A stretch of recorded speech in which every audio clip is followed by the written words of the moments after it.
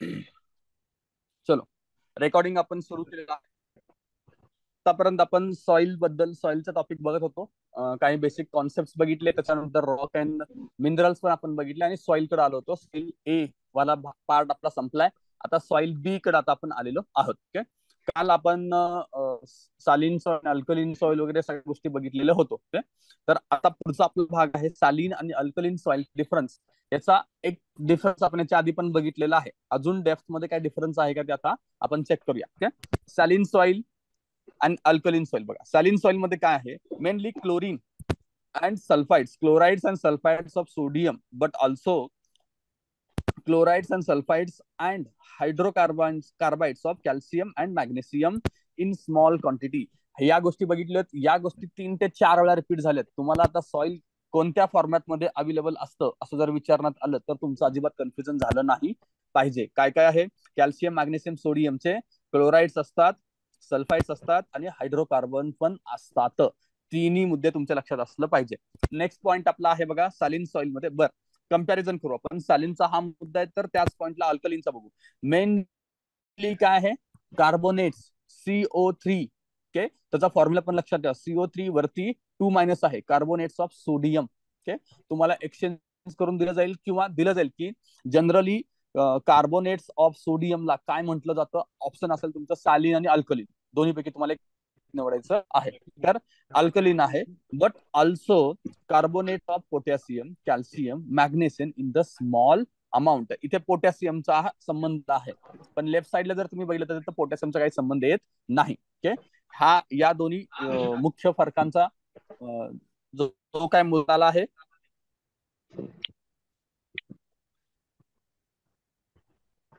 करतो बघा. काय आहे ते आपल्या सालिन आणि अल्कलीन सॉइल मधला पहिला कंपॅरिझनचा मुद्दा काय होता आपला, कॅल्शियम, मॅग्नेशियम आणि सोडियम यांचे क्लोराइड्स, सल्फेट्स आणि हायड्रोकार्बन्स आढळतात. या फॉर्मॅटमध्ये तुम्हाला ती सॉइल आढळते. राईट साईडला काय आहे, कार्बोनेट्स ऑफ सोडियम मोठ्या प्रमाणात आढळतात. ओके, आपण अल्कलीन सॉइलचा अभ्यास करताना बघितलं होतं का, एक्सचेंजेबल सोडियम त्याचं प्रमाण 15% पेक्षा जास्त असतं. या पॉईंटवर तुम्हाला सोडियम हा मुद्दा तरी ऍटलीस्ट लक्षात असला पाहिजे. इतर टेक्निकल गोष्टी लक्षात नसेल तर हरकत नाही, तेवढा एक पॉईंट लक्षात असला पाहिजे. जरी मोठ्या प्रमाणामध्ये कार्बोनेट्स ऑफ सोडियम असले तरी carbonates of potassium, sodium, calcium आणि मॅग्नेशियम सुद्धा आढळतं. हा पहिला पॉईंट आहे कंपॅरिझनचा तुमचा. नेक्स्ट तुमचा पॉईंट आहे सोल्युबल सॉइल सॉल्ट कॉन्सन्ट्रेशन किती आहे. सोल्युबल सॉल्ट कॉन्सन्ट्रेशनचा जर मुद्दा बघितला तर हे मोर दॅन किंवा इक्वल टू 0.1% आहे. कशामध्ये, सालिन सॉइल मध्ये. आणि अल्कलीन सॉइल मध्ये तो लेस दॅन 0.1% आहे. तुमचा कंपॅरिझनचा हा झाला दुसरा पॉईंट. तिसरा पॉईंट काय आहे, सॉइल कशी आहे, फ्लोक्युलेटेड आहे. ओके, म्हणजे असं नोड्यूलच्या फॉर्मॅटमध्ये सॉइल आढळते. त्याच्यामुळे तिथे एरेशन आणि परमियाबिलिटी आहे. एरेशन म्हणजे हवा खेळती राहणं, परमियाबिलिटी म्हणजे काय, पाणी किंवा इतर खनिज खालच्या थरापर्यंत पोहोचू शकणं. ओके, त्याच्या अपोजिट साईडचा मुद्दा काय आहे, अल्कलीन सॉइल मध्ये डिस्पर्स आणि कॉम्पॅक्ट सॉइल आहे. कॉम्पॅक्ट सॉइल असतं म्हणजे तर एरेशन आणि परमियाबिलिटी कमी असणार आहे किंवा कदाचित नसणार सुद्धा आहे. नेक्स्ट पॉइंट आहे इझी टू मॅनेज. का बरं, because it's condition is good. वरती आपण बघितलं परमियाबिलिटी आहे, एरेशन आहे, फ्लोक्युलेटेड सॉइल आहे, त्याच्यामुळेच ती इझी टू मॅनेज. मॅनेज म्हणजे काय, त्याच्यात इतर नांगरणे किंवा इतर काही गोष्टी करणं सहज शक्य आहे. ते त्याच्या अपोजिट साईडचा मुद्दा काय असतो, कॅनॉट बी मॅनेज इझिली. हा अल्कलीनचा मुद्दा आहे. ओके, पाचवा मुद्दा आपला होता ऑर्गॅनिक मॅटर आणि ह्युमस त्याच्यामध्ये ऑलवेज अवेलेबल असतात. कुठल्या सॉइल मध्ये, सालिन सॉइल मध्ये. आणि अल्कलीन सॉइल मध्ये मात्र खूप कमी प्रमाणामध्ये हे अवेलेबल आहेत. नेक्स्ट पॉइंट आहे can be reclaimed by the mechanical methods. जसं आपण मगाशी डिस्कस केल्याप्रमाणे मेकॅनिकल मेथड्स कुठल्या होत्या, खरडून काढणं असो किंवा पाणी सोडून त्याला धुवून काढणं वगैरे असो, अशा काही मेकॅनिकल मेथडनं सालिन सॉइल रिक्लेम करता येते, म्हणजे त्याला उपयोगात आणता येतं. बट अल्कलीन सॉइल साठी मात्र तुम्हाला अमेंडमेंटचीच गरज लागते. अमेंडमेंट्स म्हणजे काय, आपण वेगवेगळे कॅल्शियमचे प्रॉडक्ट्स वापरतो किंवा लाईम वापरतो किंवा चुना वापरतो, अजून काही अनेक घटक आहेत ते आपण पुढे बघणार आहोतच. त्याच्यानंतर शेवटचा मुद्दा होता सम नॅचरल व्हेजिटेशन सालिन सॉइल मध्ये अवेलेबल असू शकतं. नॅचरली येणारे काही गवत असू दे किंवा इतर प्रकारची झाडं वनस्पती असू शकतात. पण त्याचा अपोजिटला जर आपण विचार केला, अल्कलीन सॉइल मध्ये मात्र असं काही येऊ शकत नाही. इतकी ती खराब लँड असते. ओके, सालिन आणि अल्कलीन मधलं कंपॅरिझन तुम्हाला लक्षात असलं पाहिजे. हा चार्ट आपण 3 वेळा तरी ऍटलीस्ट बघितलेला आहे. वेगवेगळ्या सोर्स मधून आपण अभ्यास करत असल्यामुळे हे रिपीट होत आहे, हे आपण डिस्कस केलेलं आहे. स्टेट बोर्ड असो, त्याच्यानंतर तुमचं कात्यायन असो किंवा वायसीम असो, या तिन्ही पुस्तकातला डेटा आहे. याच्या बाहेर मला वाटत नाही की एक्झामला काय विचारलं जाऊ शकतं. ओके, त्यामुळे हे रिपीट करतोय वारंवार, तुमच्या इथंच डोक्यात राहिलं पाहिजे, घरी जाऊन तुम्हाला रिपिटेशनची गरज कमी पडावी, हा एक उद्देश आहे. ओके, पुढचा पॉईंट बघा. आता सॅलिन सॉइल सुधारायची आहे किंवा त्याला काय म्हणायचं आपण रिक्लेम करायची आहे, तर कसं करू शकतो? आणि वरच्या बाजूला आहे अल्कलिन सॉइलला जर आपल्याला रिक्लेम करायचं असेल तर आपण कसं करू शकतो? वरती आपण एक सिंपल मुद्दा रिक्लेमचा बघितला होता, मेकॅनिकल मेथडनं आपण रिक्लेम करू शकतो अल्कलिन सॉइलला, राईट? सालिन सॉइलला आपण रिक्लेम करू शकतोय, तर अल्कलिन सॉइलला तसं रिक्लेम करता येत नाही. तो एक सिंपल मुद्दा बघितला होता. आता पुढे अमेंडमेंट्स कुठले वापरून आपण त्याला रिक्लेम करू शकतो ते बघूया. जमिनीच्या सालिन सॉइलच्या चार्ट मध्ये बघा, जमिनीच्या खोलीप्रमाणे योग्य अंतरावरती चर खोदणे, दिस इज मेकॅनिकल मेथड आहे. चर खोदली जाते, त्याच्यातून मग चर खोदून काय होणार आहे? जर तुम्ही त्याच्यातून जे पाणी एक्स्ट्रा आहे ते वाहून जात असेल तर त्या जमिनीत असणारं मीठ किंवा क्षार त्याच्याबरोबर वाहून जातं. ते चर खोदण्याचा उद्देश असला पाहिजे. नेक्स्ट आपली मुद्दा आपण जो डिस्कस केला मगाशी, जमिनीतील क्षार खरवडून काढणे. ओके, तिसरा मुद्दा leaching with good quality of water. Okay, चौथा मुद्दा बघा, advocate drainage, adequate drainage. Drainage system म्हणजे काय? तुमच्या जमिनीतून पाणी बाहेर काढण्याची व्यवस्था असली पाहिजे. ओके, या सगळ्या ज्या आपण बघतोय मेकॅनिकल मेथड्स आहेत. त्याच्या पुढे ताग, धैंशा, सेवरी सारखे पिके ग्रीन मॅन्युअर म्हणून जमिनीत पुरले जातात. यामुळे काय होतं? ऑर्गॅनिक मॅटरचं कंटेंट वाढतं आणि तुमच्या जमिनीतलं क्षाराचं पर्सेंटेज कमी होतं. ओके, हा एक पाचवा मुद्दा जो आहे तो तुमचा मेकॅनिकल सोडूनचा मुद्दा आहे, म्हणजे हे अमेंडमेंट्स म्हणून आपण इथे युज करत आहोत. ओके, पुढचा मुद्दा बघा, कंपोस्ट खत आणि शेण खताचा वापर करून सुद्धा तुम्ही सॅलिन सॉइल रिक्लेम करू शकता. त्याच्या पुढचा मुद्दा आहे उन्हाळ्यात जमीन पिकांच्या आच्छादनाने झाकणे. उन्हाळ्यामध्ये का झाकलं जातं? उन्हाळ्यात ऊन जास्त असल्यामुळं आहे ते पाणी वेपराईज होऊन निघून जाऊ शकतं आणि वेपराईज झाल्यानंतर पाण्यातले क्षार जमिनीत राहतात, त्यामुळे पुन्हा सॉइल क्षारयुक्त किंवा सालीन होणार आहे. ते होऊ नये म्हणून आपण त्याला जनरली आच्छादन टाकतो. मोस्ट ऑफ लोकांना तुम्हाला माहिती असेल, एखादं पीक निघालं असेल तर त्याचा जो पाला पाचोळा असतो तो आपण जमिनीवरती तसाच मुद्दा म्हणून ठेवतो, कारण जमिनीतला ओलावा टिकून राहावा म्हणून. ओके, ही सुद्धा एक मेथड आहे. वरचे 4 मेथड्स आपण जे बघितलो ते कसे आहेत? मेकॅनिकल मेथड्स आहेत रिक्लेम करण्यासाठी सॅलिन सॉइल, आणि खालच्या 4 मेथड्स आहेत ते वेगवेगळे अमेंडमेंटचा वापर करून आपण त्याला रिक्लेम करतोय. आला मुद्दा तुमच्या लक्षात? आता पुढचा मुद्दा आहे आपला, अल्कलिन सॉइल सुधारायचं असेल तर काय काय करू शकतो. ओके, त्याच्यामध्ये बघा मेकॅनिकल मेथड आपण वापरू शकत नाही, आपल्याला क्लिअर आहे. पुढं पहिला पॉइंट आहे basic principle, replace exchangeable sodium by calcium. याने रिलीज्ड सोडियम मिळेल याचे लिचिंग करणे हे शक्य होते. यासाठी खालील अमेंडमेंट्स वापरलं जातं. मुख्य प्रिन्सिपल काय आहे? पहिला मुद्दा लक्षात घ्या, replace the exchangeable sodium by the calcium आपला मुख्य मुद्दा आहे.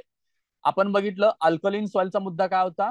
त्याच्यामध्ये कार्बोनेट्स ऑफ सोडियम असतात, सोडियमचं प्रमाण त्याच्यात जास्त झालंय. कालच्या लेक्चरमध्ये हे पण बघितलं, अल्कलिन सॉइल मध्ये एक्सचेंजेबल सोडियम किती आहे? मोर दॅन 15% आहे, म्हणून ती अल्कलिन झाली, म्हणून ती आपल्या काही कामाची नाही. तिला रिक्लेम करायचं तर आपलं पहिलं काम काय असलं पाहिजे? सोडियमला रिप्लेस करायचं. ओके, इतकाच तुमचा मुद्दा लक्षात असला पाहिजे, सोडियमला रिप्लेस करायचा आहे. तर मोस्ट ऑफ केसमध्ये सोडियमला रिप्लेस करण्यासाठी कॅल्शियमचा वापर केला जातो. ओके, इतकं लक्षात तुमच्या आलंय? हे एक जरी पॉईंट लक्षात ठेवला तर खालचे पॉईंट त्याला कनेक्टेड आहेत, ते लक्षात तुमच्या येतील. ओके, खाली बघा, जिथं जिथं कॅल्शियम कंटेंट जास्त आहे तसे मटेरियल्स किंवा तसे केमिकल कंटेंट किंवा ऑर्गॅनिक कंटेंट आपण वापरतो. पहिला मुद्दा आहे जिप्सम, असतं त्याच्यात कॅल्शियम जास्त. ओके, म्हणजे तुमच्या कॅल्शियमला सोडियमला कॅल्शियमने रिप्लेस करायचं, या मुद्द्यांवरून खालचे सगळे पॉईंट्स तुम्हाला लक्षात येऊ शकतात, पाठ करायची गरज लागणार नाही. नेक्स्ट आहे आयर्न पायराइट. ओके, याचे फॉर्म्युले सुद्धा आपण बघितलेले आहे त्याच्यावरती, कॅल्शियम सल्फेट FeSO4 आपण बघितलं होतं. ओके, नेक्स्ट आहे आपला कॅल्शियम सॉल्ट, नावातच कॅल्शियम आहे, कॅल्शियम मला वापरायचं आहे. पुढे ऍसिड किंवा ऍसिड फॉर्मिंग मटेरियलचा सुद्धा इथं वापर केला जातो. का? अल्कलिन सॉइल आहे ना, बेसिसिटी त्याची वाढली, ती कमी करायचं तर आपण ऑपोजिट वाला कंटेंट वापरला पाहिजे, ते वापरलं जाते. पुढे आहे bulky organic manure. Organic manure बद्दल आपण बघितलंय, त्याने काय होणार आहे?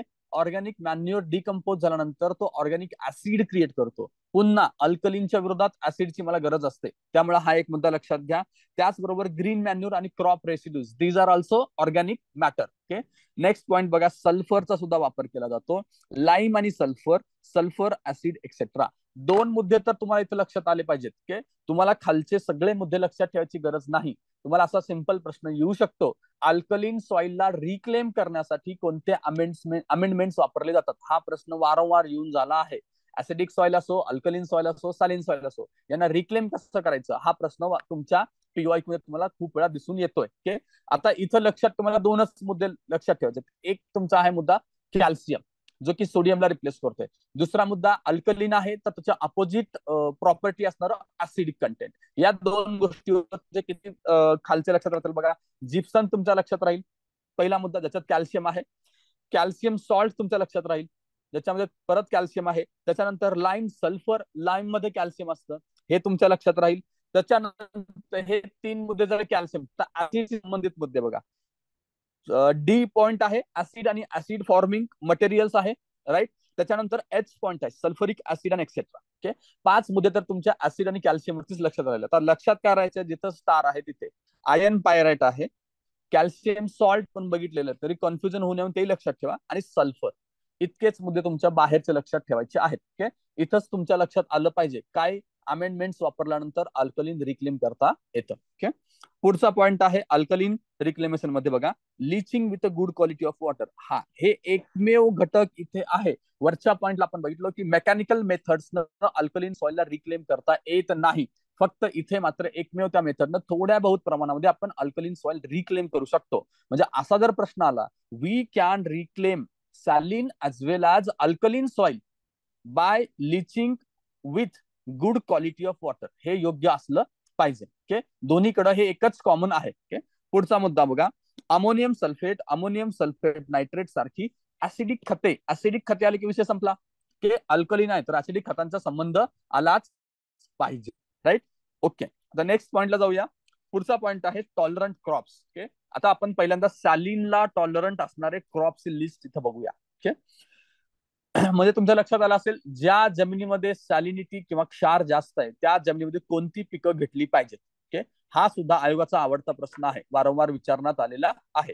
तर पहिल्यांदा बघा, सॅलिन सेन्सिटिव्ह क्रॉप्स बघू. दुसरा मुद्दा आहे लेस सॅलिन टॉलरंट क्रॉप्स आहेत, आणि पुढे आहे हाय सॅलिन टॉलरंट क्रॉप्स आहेत. ओके, आता लेस सॅलिन सेन्सिटिव्ह क्रॉप्स मध्ये ईसी म्हणजे काय, इलेक्ट्रिकल कंडक्टिव्हिटी आपण बघितले, ती लेस दॅन 4 असेल तर तिचं युनिट सुद्धा एकदा विचारून झालेलं आहे, तर समोर त्याचं युनिट पण दिले, तेही बघून घ्या. ओके, याच्यामध्ये बघा कुठली कुठली पिकं समाविष्ट आहेत. एक आहे तुमचं बीन्स म्हणजे चवळी, त्याच्यानंतर राडीस, मुळा, कॅरेट, गाजर, आल्मंड आहे, आणि ऍपल आहे, लिंबू आणि संत्री सुद्धा आहे. ओके, इतकी सगळी पिकं तुमची सॅलिन सेन्सिटिव्ह क्रॉप्स मध्ये येतात. ओके, त्याचा पुढचा मुद्दा लेस सॅलिन टॉलरंट क्रॉप. ओके, म्हणजे ईसी किती आहे, 4 ते 10च्या रेंज मध्ये यांचा ईसी असतो. याच्यामध्ये कोण कोण बघा, गहू, ज्वारी, भात, मका, ओट्स, कोबी, कॉलीफ्लावर, काकडी, दुधी भोपळा, बटाटा, टोमॅटो, ओके, आंबा, द्राक्षे, डाळिंब, सोयाबीन आणि सनफ्लावर. इतके जे घटक आहेत जे नॉर्मली आपण आपल्या खाण्यामध्ये वापरतो, तो कुठे आहे, लेस सॅलिन सेन्सिटिव्हच्या रेंज मध्ये येतात. आणि हाय सॅलिन सेन्सिटिव्ह मध्ये मेन्स 2021 ला बार्ली विचारलं होतं, वरती लिहिले बघा, मेन्स 2021 असं पण लिहिलेलं आहे आपण. ओके, तर हाय सॅलिन टॉलरंट मध्ये बार्ली येतं, शुगर बीट आहे, कापूस आहे, बोर तर ऑफकोर्स खाण्याची बोर असतात ते. त्यानंतर नारळ, नारळ पण आलं पाहिजे का, नारळ एकंदरीत कुठे येतं, समुद्राच्या किनारी झालं पाहिजे, त्यामुळे त्याच्यात तर तुमचं कन्फ्युजन नसायलाच पाहिजे.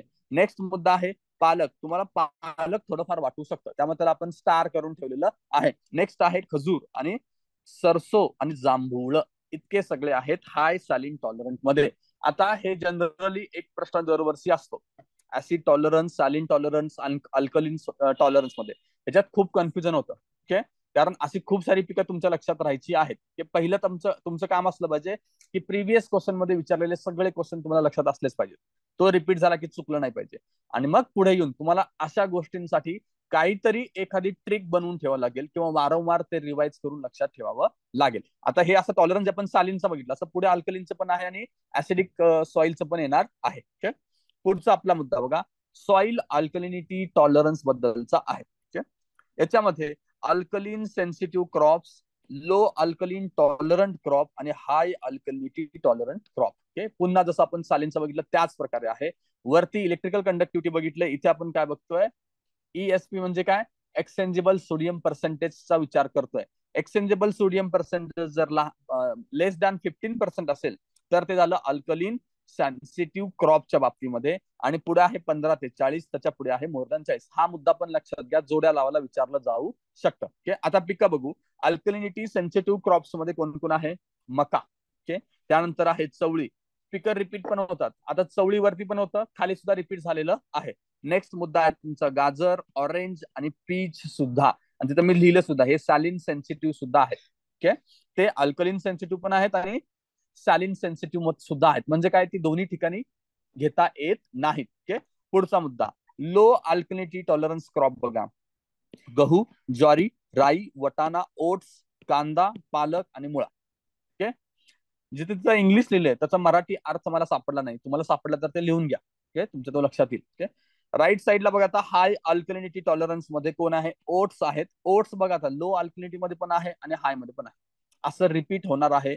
ते खूप तुम्हाला जास्त कन्फ्युज करणार आहे. हा घटक आहे की तुम्हाला खूप कन्फ्युज करेल. लक्षात राहणं थोडंसं अवघड होणार आहे. पुढचा मुद्दा आहे कापूस, बीट. ओके, आता इथं पुढे लिहिलं बघा, हाय सॅलिन टॉलरन्स मध्ये सुद्धा ते होतेच. ओके, आणि चौथा मुद्दा आहे रोडस, गवत वगैरे. ओके, तर आता हे तुम्ही कसं लक्षात ठेवू शकता? हा तुमचा एक चॅलेंजिंग भाग आहे. तुम्ही ठरवा तुम्हाला कसं लक्षात ठेवायचं आहे ते. ओके, पुढचा क्षारास प्रतिकार करणाऱ्या रूट स्टॉकच्या जाती कोणकोणत्या आहेत आता बघायच्या आपल्याला. रूट स्टॉकच्या जाती एकदा हा PYQ मध्ये येऊन गेल्यामुळे आहे, दुसरं काय याचा उद्देश नाहीये.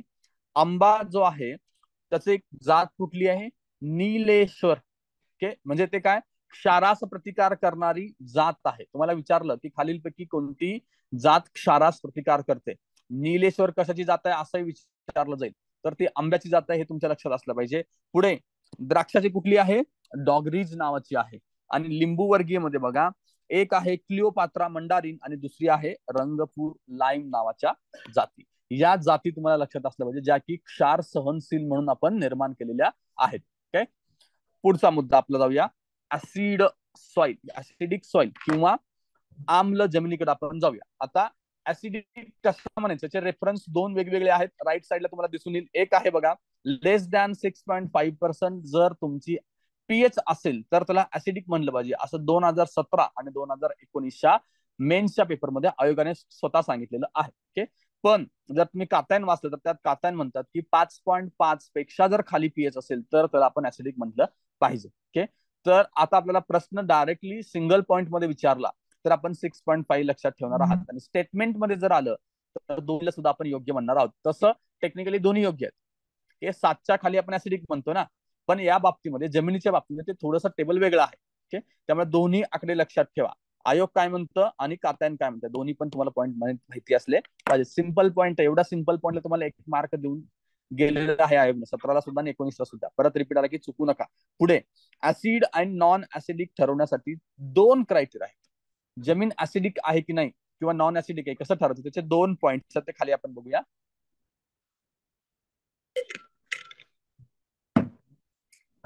तुम्हाला राईट साइड वाला पीएस माहिती आहे, लेफ्ट साइड वाला आता आपण बघूया percentage base saturation, that is PBS. कधी कधी असं फुल फॉर्म पण विचारलं जाऊ शकतं. PBS लक्षात ठेवा. मगाशी आपण ESP लक्षात ठेवलं. असे काय काय तुम्हाला शॉर्ट फॉर्म दिसतील, त्याचे फुल फॉर्म पण विचारले जाऊ शकतात. आता PBS कसं कॅल्क्युलेट करतो बघा. Exchangeable basis. ओके, कशात मोजलं जातं? सेंटीमोल पर केजी सॉइल मध्ये ते मोजलं जातं. Exchangeable bases divided by CEC म्हणजे काय? Cation exchange capacity. हे सुद्धा आपण बघितलेलं आहे. कॅटायन एक्सचेंज म्हणजे मातीतील असलेला कॅटायन आजूबाजूच्या घटकांशी, म्हणजे पाणी असो, खत असो, बाकीचे मिनरल्स असो, त्यांच्यातील कॅटायनशी एक्सचेंज करण्याची मातीची क्षमता. आपण हे पाहिले, त्याचा सिक्वेन्स पण पाहिलाय, कॅटायन एक्सचेंज कसा जास्त असतो कसा कमी असतो. तर हे इथं खाली CEC ला दिलेलं आहे. तर इथं हा सिंपल एक फॉर्म्युला लक्षात ठेवायचा आहे. PBS is equal to exchangeable bases divided by CEC. आणि युनिट पण दोघांचं सेम आहे, सेंटीमोल पर केजी सेम असलंच पाहिजे. हा एक तुम्हाला फॉर्म्युला लक्षात ठेवता पाहिजे. बघा सेंटीमोल पर केजी दिलेला आहे आणि इज इक्वल टू आपण काय करलंय, moisture equivalent divided by 100 gram of soil. आता सेंटीमोल पर केजी मी कसं कॅल्क्युलेट करणार? मला वरती एक्सचेंजेबल काढायचं आहे, तर ते मी कसं कॅल्क्युलेट करणार? तर त्याचा फॉर्म्युला पुढे दिलाय. त्या मॉइश्चर काढायचा, त्याच्याबद्दलची माहिती मागच्या टॉपिक मध्ये घेतलंय. मॉइश्चर इक्विव्हॅलंट काय असतं, त्याचं मॉइश्चर प्रेशर किंवा टेन्शन किती असतं, या सगळ्या गोष्टी आपण घेतलेल्या आहेत. Okay, moisture equivalent divided by 100 grams of soil केली की तुम्हाला सेंटीमोल पर केजी मिळणार आहे. खालचं जरी लक्षात नाही राहिलं तरी इट्स ओके, पण फॉर्म्युला तो वरचा आहे तो तरी आपल्याला माहिती असलाच पाहिजे, कंपल्सरी आहे. नेक्स्ट मुद्दा आपला बघा, सी पॉइंट बघा, in humid region soil dominated by silicate clay and humus are acidic if PBS is much below 80. Okay, असं तुम्हाला विचारलं जाऊ शकतं स्टेटमेंट मध्ये. ह्युमिड रिजन मध्ये सिलिकेट सॉइल किंवा ह्युमसनं डॉमिनेटेड असलेली सॉइल पीबीएस असू शकते जर, सॉरी, ऍसिडिक असू शकते जर त्याचा पीबीएस किती असेल. मग तो ऑप्शन मध्ये तुम्हाला असेल लेस दॅन 70, लेस दॅन 80, लेस दॅन 90 किंवा 100, असं काही ऑप्शन असू शकतं. तर हा एक पॉईंट तुम्हाला इथं फक्त लक्षात ठेवायचा आहे, पीबीएस जर 80 पेक्षा कमी असेल तर या रिजन मधली ही जमीन ऍसिडिक आहे. राईट. नेक्स्ट मुद्दा बघा, good cultivable soil has 60% basis occupied by calcium. Okay, good cultivable soil has 60% basis occupied by the calcium. जे काही अल्कलिनिटी किंवा बेसिसिटी आहे त्याच्यामधला सगळ्यात मोठा हिस्सा 60% हिस्सा कोणाचा आहे, कॅल्शियमचा आहे. It means calcium dominated soil is fertile, असं आपण एक कन्क्लुजन काढू शकतो. कॅल्शियम जर जास्त असेल जमिनीमध्ये तर ती जमीन कशी असणार आहे, फर्टाईल असू शकते. ओके, नेक्स्ट ई पॉइंट बघा, at PBS pH is highest, intermediate आणि लोएस्ट कधी आहे ते बघा. पहिला पॉइंट आहे, हायड्रस ऑक्साइड क्ले मिनरल्स असतील तर पीबीएस हायेस्ट असणार आहे. ऑफकोर्स आहे, कारण आपण बेस किंवा अल्कलिनचा कंटेंट मोजतोय, त्यामुळे पहिला पॉइंट झाला पीएच हायेस्ट आहे. पीएच हायेस्ट आहे म्हणजेच अल्कलिन झाली ना, म्हणजे तुम्हाला पीबीएस हाय असला पाहिजे, हे साधं सिंपल लक्षात आलं पाहिजे. नेक्स्ट आहे इंटरमिडिएट, क्योलिनाइट सॉइल असेल तर ते इंटरमिडिएट असते, आणि लोएस्ट असेल तर 2:1 टाइपचे मिनरल्स असतात तर ते ऍसिडिक फॉर्मॅट मध्ये असतं. हा एक पॉइंट तुम्हाला जोड्या लावायला आला तर माहिती असला पाहिजे. ओके, नेक्स्ट पॉइंट बघा, greatest buffering occurs at 50% base saturation. त्यामुळे greatest buffering occurs at 50% base saturation. Buffering म्हणजे काय, जमीन बदलण्याची जी टेंडन्सी असते त्याला बफर करणं, त्याला विरोध करण्याची जी टेंडन्सी आहे ती कधी जास्त घडून येते, 50% बेस सॅच्युरेशन त्या जमिनीमध्ये असेल तर. पुढचा, पीएच 4.5 ते 6.5 दरम्यान बफरिंग हे युनिफॉर्म राहते. ओके, म्हणजे किती दिले, 4.5 आणि 6.5, म्हणजे ऍसिडिक जमिनी असेल तर त्या काळामध्ये ती चेंज व्हायला जास्त रेजिस्ट करते, बफर आहे त्या ठिकाणी. हा एक पॉईंट लक्षात ठेवा. पुढे म्हणजे 4.5 टू 5, 5.5 ते 5.5 दरम्यानच्या सॉइलला लागणारे अमाऊंट ऑफ लाईम इक्वल असते. आलं लक्षात तुम्हाला. यांना रिक्लेम करण्यासाठी ते बफर झोन मधली जी रेंज आहे त्यात कुठल्याही रेंज मधली माती असले तर त्यांना रिक्लेम करण्यासाठी लागणारं लाईम हे एकाच अमाऊंट मध्ये लागतं, आणि ती रेंज त्यांनी इथे काय दिली आपल्याला, 4.5 ते 6.5 दिलेली आहे. ओके, इतके पर्सेंटेज बेस सॅच्युरेशनचे मुद्दे लक्षात ठेवा. हे आपण पहिल्यांदाच वाचत असल्यामुळे हे तुम्हाला वेगळं वाटू शकतं, पण आपल्या सिलेबसचा घटक आहे, याला दुसरा काही पर्याय नाही, वाचावंच लागणार आहे. ओके, आता पीएचच्या बाबतीमध्ये बघा, मेजर सोर्स काय आहे याचा, हायड्रोजन प्लस आयन हे आपण बघितलंय, ऍब्सॉर्ब बाय द अल्युमिनियम. हा सुद्धा प्रश्न येऊ शकतो. जनरली जमिनीमध्ये हायड्रोजन आयन कुठल्या खनिजाकडून ऍब्सॉर्ब केलं जातं, तर त्यांनी काय सांगितलं तर अल्युमिनियम कडनं ऍब्सॉर्ब केलं जातं. ओके, पुढचा मुद्दा, acidic soil is relatively high amount of exchangeable hydrogen ions and aluminium ions. Okay, वरचाच पॉईंट खाली एक्सप्लेन केलेला आहे. त्याच्या पुढे बघा, kaolinite and illite clay minerals are dominant. Okay, हे पण एक लक्षात ठेवा. कुठले पॉइंट्स आहेत, केओलिनाइट आणि इलाइट क्ले अशा जमिनीमध्ये डॉमिनंट असणार आहेत. आता सॉइल ऍसिडिटी बद्दलचा त्यांनी कातायांना दिलेला एक चार्ट आहे बघा. जर लो ऍसिडिटी असेल तर रेंज आहे 6 to 6.5, मीडियम असेल तर 5.5 to 6 आहे, स्ट्रॉंग असेल तर 5 to 5.5 आहे, व्हेरी स्ट्रॉंग आणि हाय स्ट्रॉंगची पण रेंज दिलेली आहे. व्हेरी स्ट्रॉंगला आहे 4.5 to 5 आणि हायली स्ट्रॉंगला आहे लेस दॅन 4.5. ओके, हा चार्ट कात्यांमधला आहे, त्यामुळं एकदा नीट व्यवस्थित वाचून घ्या तो. ओके ओके, आता नेक्स्ट मुद्दा आपण बघूया, जमीन ऍसिड होण्याची कारण. ओके, आता आपण ऍसिड मध्ये सगळ्या गोष्टी आता ज्या बघितल्या त्या लक्षात आल्या असतील असं कन्सिडर करून मी पुढे जातो. ओके, आपला पॉइंट आहे जमीन ऍसिड होण्याची कारण काय. ओके, हे असे तर सिंपल पॉइंट लक्षात असले पाहिजे. जे टेक्निकल गोष्टी जर आपण बघितलं त्या थोड्या टेक्निकल गोष्टी, त्यात जर एखादा प्रश्न चुकला तर काही हरकत नाही, पण सिंपल प्रश्न अजिबात चुकले नाहीत पाहिजेत. ओके, तर हे जमीन ऍसिडिक काय होतं हे सिंपल प्रश्न आहे आणि सगळी कारणं तुमच्या समोर आहेत बघा. पहिलं कारण आहे ह्युमिड रिजन मध्ये ते होतं. का होतं ह्युमिड रिजन मध्ये? सततच्या पावसाने बेसेसचे लिचिंग होते आणि जमिनीत ऍसिड शिल्लक राहते. काय होतं? लिचिंग होतं. बेसेस म्हणजे जमिनीला अल्कलिनिटी देणारे जे काही मिनरल्स असणार आहेत ते सततच्या पावसामुळे वाहून जातात, लीच होतात. एकतर वाहून जात असतील किंवा खाली फ्लो होत असणार आहेत. ओके, यामुळं जे राहतं तिथं शिल्लक काय राहतंय? ऍसिडिक कॉम्पोनंट राहतं. त्यामुळे ती जमीन ऍसिडिक होते. हे ह्युमिड रिजन मध्ये मोस्ट ऑफ टाइम दिसून येतं आपल्याला. ओके, लिचिंग ऑफ बेसेसमुळे पुढे काय दिलं बघा, सिलिकॉन, अल्युमिनियम आणि iron oxides are dominant responsible for acidic soil. हे मुद्दा आपण बघितलंय. सेक्वी ऑक्साइड मध्ये आपण बघितलं होतं अल्युमिनियम आणि आयर्नचे ऑक्साइड्स आहेत ते जनरली लाल किंवा तांबड्या जमिनीमध्ये आढळतात. हा पॉईंट इथे आहे ह्युमिड रिजनच्या बाबतीत. नेक्स्ट मुद्दा बघा, नायट्रिफिकेशन आणि रिडक्शनमुळे कार्बोनिक ऍसिड तयार होते. कार्बोनिक ऍसिड कुठे तयार होतं? नायट्रिफिकेशन आणि रिडक्शनमुळे. रिडक्शन, ऑक्सिडेशन पाहिले आपण रॉक्स अँड मिनरलच्या टॉपिक्स मध्ये. या दोन्ही प्रोसेसमुळे, नायट्रिफिकेशन आणि रिडक्शनमुळे कार्बोनिक ऍसिड तयार झाल्यामुळे जमीन ऍसिडिक होते. ओके, त्याच्या पुढचा मुद्दा आहे, ऍसिडिक रॉक पासून बनलेली मृदा असेल तर, रॉकच ऑलरेडी ऍसिडिक असेल तर मृदा सुद्धा ऍसिडिक बनली पाहिजे. ओके, याच्यामध्ये उदाहरणं आहेत ग्रॅनाइट आणि रिओलाइट. ओके, हे सिलिका ऍसिड प्रोड्यूस करतात. ओके, ऍसिडिक, बेसिक किंवा सब ऍसिडिक, सब बेसिकचा सिक्वेन्स आपण बघितलेला आहे. सिलिका कंटेंट वरनं आपण तो चार्ट बघितलेला आहे. तुमच्या 3-4 पानावरतीच ते असायला पाहिजे. ओके, चौथा मुद्दा बघा, acid from non acid minerals. Okay, non acid minerals पासून सुद्धा ऍसिड फॉर्म होत असेल तरी तुमची जमीन ऍसिडिक होणार आहे. पुढचा आहे long use of acidic fertiliser. For example दिलं त्यांनी अमोनिया आणि सल्फेटचा वापर तुम्ही जास्त केला तर. ओके, नेक्स्ट मुद्दा आहे रॉंग फार्म प्रॅक्टिस. जमीन कसण्याची चुकीची पद्धत असेल तरी तुमची जमीन ऍसिडिक होणार आहे. त्याच्यामध्ये त्यांनी काय दिलंय, सॉइलचे लिचिंग झाले तर ऍसिड वाढते. तुम्ही जास्त मोठ्या प्रमाणात पाऊस पडलाय किंवा जमिनीची धूप झाली त्या केसमध्ये तुमच्या क्षार वाहून गेल्यामुळे सुद्धा तुमची जमीन ऍसिडिक बनवू शकते. आणि नेक्स्ट पॉइंट आहे absorption of salt by crop like. Okay, कुठले?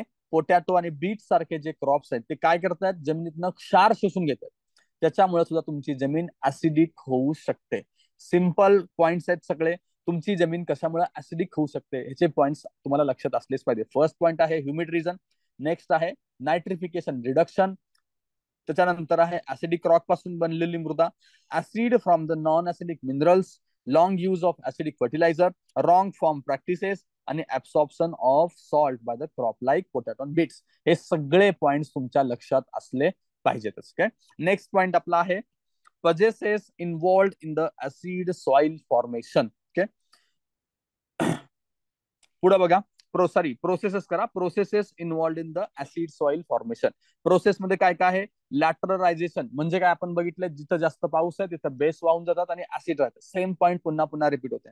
नेक्स्ट आहे पोडझोलायझेशन. याच्यात काय होणार आहे? ऑर्गॅनिक मॅटर जास्त आहे तो कुजणार आहे आणि त्याचं परत ऍसिड बनणार आहे. त्याच्यामुळे पोडझोलायझेशन सुद्धा ऍसिडिक फॉर्मेशन प्रोसेस आहे. नेक्स्ट आहे intense leaching of light alluvial soil. Alluvial सॉइलचं लिचिंग झाल्यामुळे सुद्धा ते ऍसिडिक बनते. आणि पुढे आहे मार्सी कंडिशन, जिथं ऑर्गॅनिक मॅटर जास्त आहे. म्हणजे काय झालं? परत कार्बोनिक ऍसिडची निर्मिती जास्त. ओके, हे चारही प्रोसेस तुमच्या लक्षात असल्या पाहिजेत. ओके, त्याचा पुढचा मुद्दा बघा, ऍसिडिटीचे प्लांट ग्रोथ वर होणारे परिणाम. ओके, ऍसिडिटी वाढल्यामुळं प्लांट ग्रो वरती कोणता, पुढचा आपला पॉइंट आहे बघा, ऍसिडिटीचे प्लांट ग्रोथ वरती होणारे परिणाम. ओके, आता ऍसिडिटी टॉपिक मधले बेसिक तरी कॉन्सेप्ट आपण बघितले, ऍसिडिक जमीन कशी बनते वगैरे. आता पुढे जाऊया, प्लांट वरती काय परिणाम होतो. पहिला मुद्दा आहे आपला डायरेक्ट इन्फ्लुएन्स वाला. ओके, डायरेक्ट इन्फ्लुएन्स काय होतं बघा, toxic effects of H plus म्हणजे hydrogen plus ions on the root tissues. Root tissues वरती त्याचा अटॅक होतोय. त्याचा पुढचा मुद्दा आहे परमियाबिलिटी वाढते. ऍसिडिटी वाढल्यामुळे तुमच्या जमिनीची परमियाबिलिटी वाढते. नेक्स्ट, पुढचा मुद्दा आहे बघा, ऍसिड अँड बेसिसचे बॅलन्स बिघडते. ऑफकोर्स बिघडलं पाहिजे, कॉमन सेन्स आहे. त्याच्यानंतर आहे हार्मफुल एन्झाईम चेंजेस होतात. आता याच्यातला कुठलाही मुद्दा तुम्हाला चुकीचा वाटतोय का? नाही. आता हे तुम्ही वाचत असताना सगळे पॉईंट पाठ करू नका. जो पॉईंट तुम्हाला वाटतं की हा हे मला पटत नाही तेवढाच पॉईंट लक्षात घ्यायचा. आता समोरचे सगळे चारही पॉईंट पटण्यासारखे आहेत, त्यात काही अवघड नाही. नेक्स्ट पॉईंट इनडायरेक्ट इन्फ्लुएन्स कडे आपण येऊया. यात या न्यूट्रिएंटची अवेलेबिलिटी वाढते. हा, इथं तुम्हाला लक्षात ठेवायला लागेल. ओके, ऍसिडिटी वाढल्यामुळं कुठल्या न्यूट्रिएंटची अवेलेबिलिटी वाढते ते बघा. फॉस्फरस, कॉपर आणि झिंक, हे लक्षात पाहिजे. इथे तो एक्सचेंज करू शकतो. तर तुमच्या डोक्यात हे सारखं फिरलं पाहिजे की तो प्रश्न बनवताना कुठे काय बदलू शकतो, कसा प्रश्न टाकू शकतो. आता फॉस्फरस, कॉपर आणि झिंकच्या ठिकाणी तो सोडियम, नायट्रोजन असं कुठलेही इतर एलिमेंट्स टाकू शकतो. ओके, त्यामुळे हा एक मुद्दा लक्षात घ्या.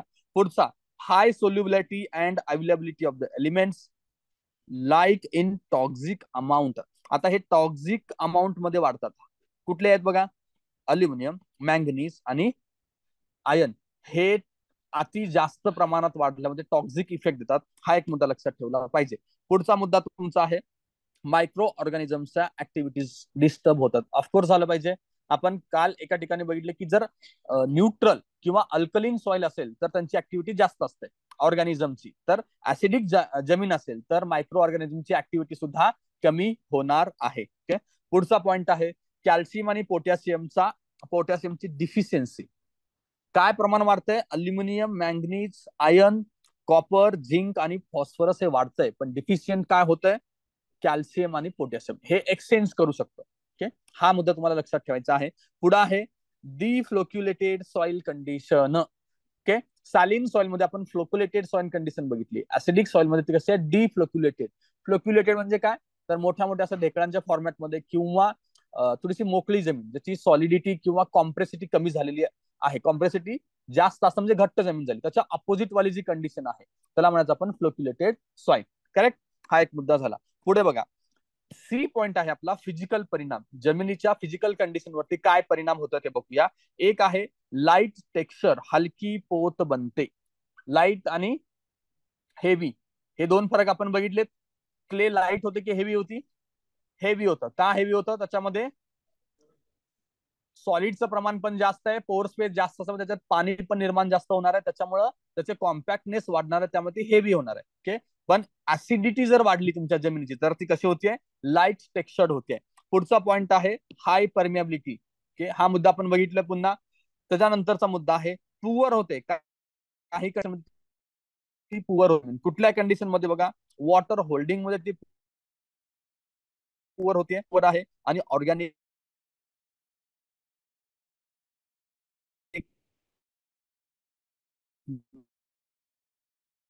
मध्ये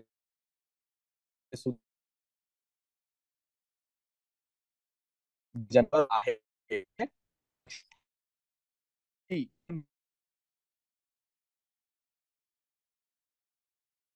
लेवल परिणाम काय, मोर अनायन द्यान कॅटायन. इथं सिंपल आहे, बदलू शकतो. कॅटायनच्या ठिकाणी अनायन आणि अनायनच्या ठिकाणी कॅटायन टाकू शकतो. ओके, मोर अनायन द्यान कॅटायन आहे.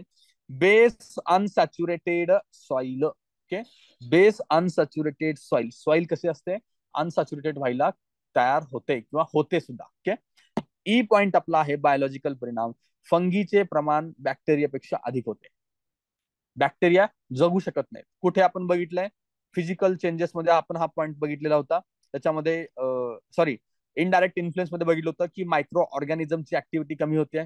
त्याला धरून काय होतं, इथे बॅक्टेरियाचं प्रमाण कमी होते, पण काय वाटतंय, फंगी वाढतंय. एवढं तुमच्या लक्षात असलं पाहिजे की ऍसिडिक जमीन असेल तर फंगी वाढणार आहे आणि बॅक्टेरिया कमी होणार आहेत. ओके, आणि फंगी कॉजेस वेगवेगळे डिसीजेस, त्या वनस्पतीवरती वेगवेगळे डिसीज यायला तयार.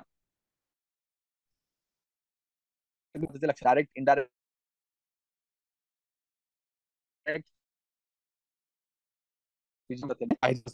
नेक्स्ट पॉइंट, पीएच आणि न्यूट्रिएंट्स अवेलेबिलिटी. ओके,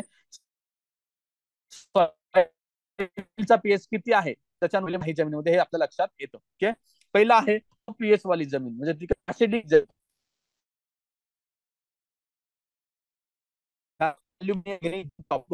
मेटल्स आहेत.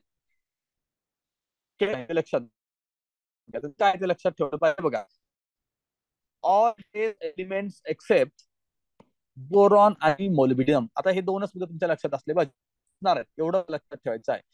ट्रेस एलिमेंट म्हणजे essential element, trace elements, major minor elements बघणार आहोत. तर ते कॅटेगरी तेव्हा तुमच्या लक्षात येईल. तर इथं फक्त लक्षात ठेवा, सगळे ट्रेस एलिमेंट तुम्हाला लो ऍसिडिक जमिनीमध्ये मिळू शकतात, मिनरल्स, पण बोरॉन आणि मोलिबिडियम मिळणार नाही. हे 2 पॉईंट लक्षात ठेवा. पुढे आहे हाय पीएच म्हणजे बेसिसिटी त्याची जास्त आहे. इथं बघा, इथे मोलिबिडिनम आहे. Okay, nitrogen, potassium, calcium, manganese आणि sulphur. All major nutrients except काय, फॉस्फरस. ओके, म्हणजे अवेलेबल न्यूट्रिएंट्सच्या कॉलम पेक्षा तुम्हाला रिमार्क वाला कॉलम लक्षात ठेवायचा आहे. ओके, नेक्स्ट पॉइंट आहे न्यूट्रल पीएच मध्ये इथे फॉस्फरस आणि तुम्हाला अवेलेबल वरच्या बाजूला बोरॉन आणि खाली फॉस्फरस बघितले. दोन्ही जमिनीमध्ये जे ते मला न्यूट्रल मध्ये ऑफकोर्स मिळाले. त्यामुळे हे पुढे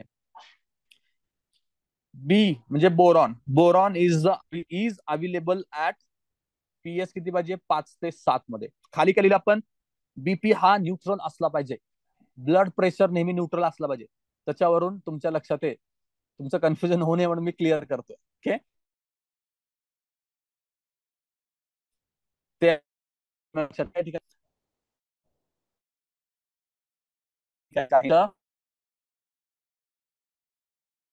पुढचा ऍसिडिक सॉइल मोठ्या प्रमाणात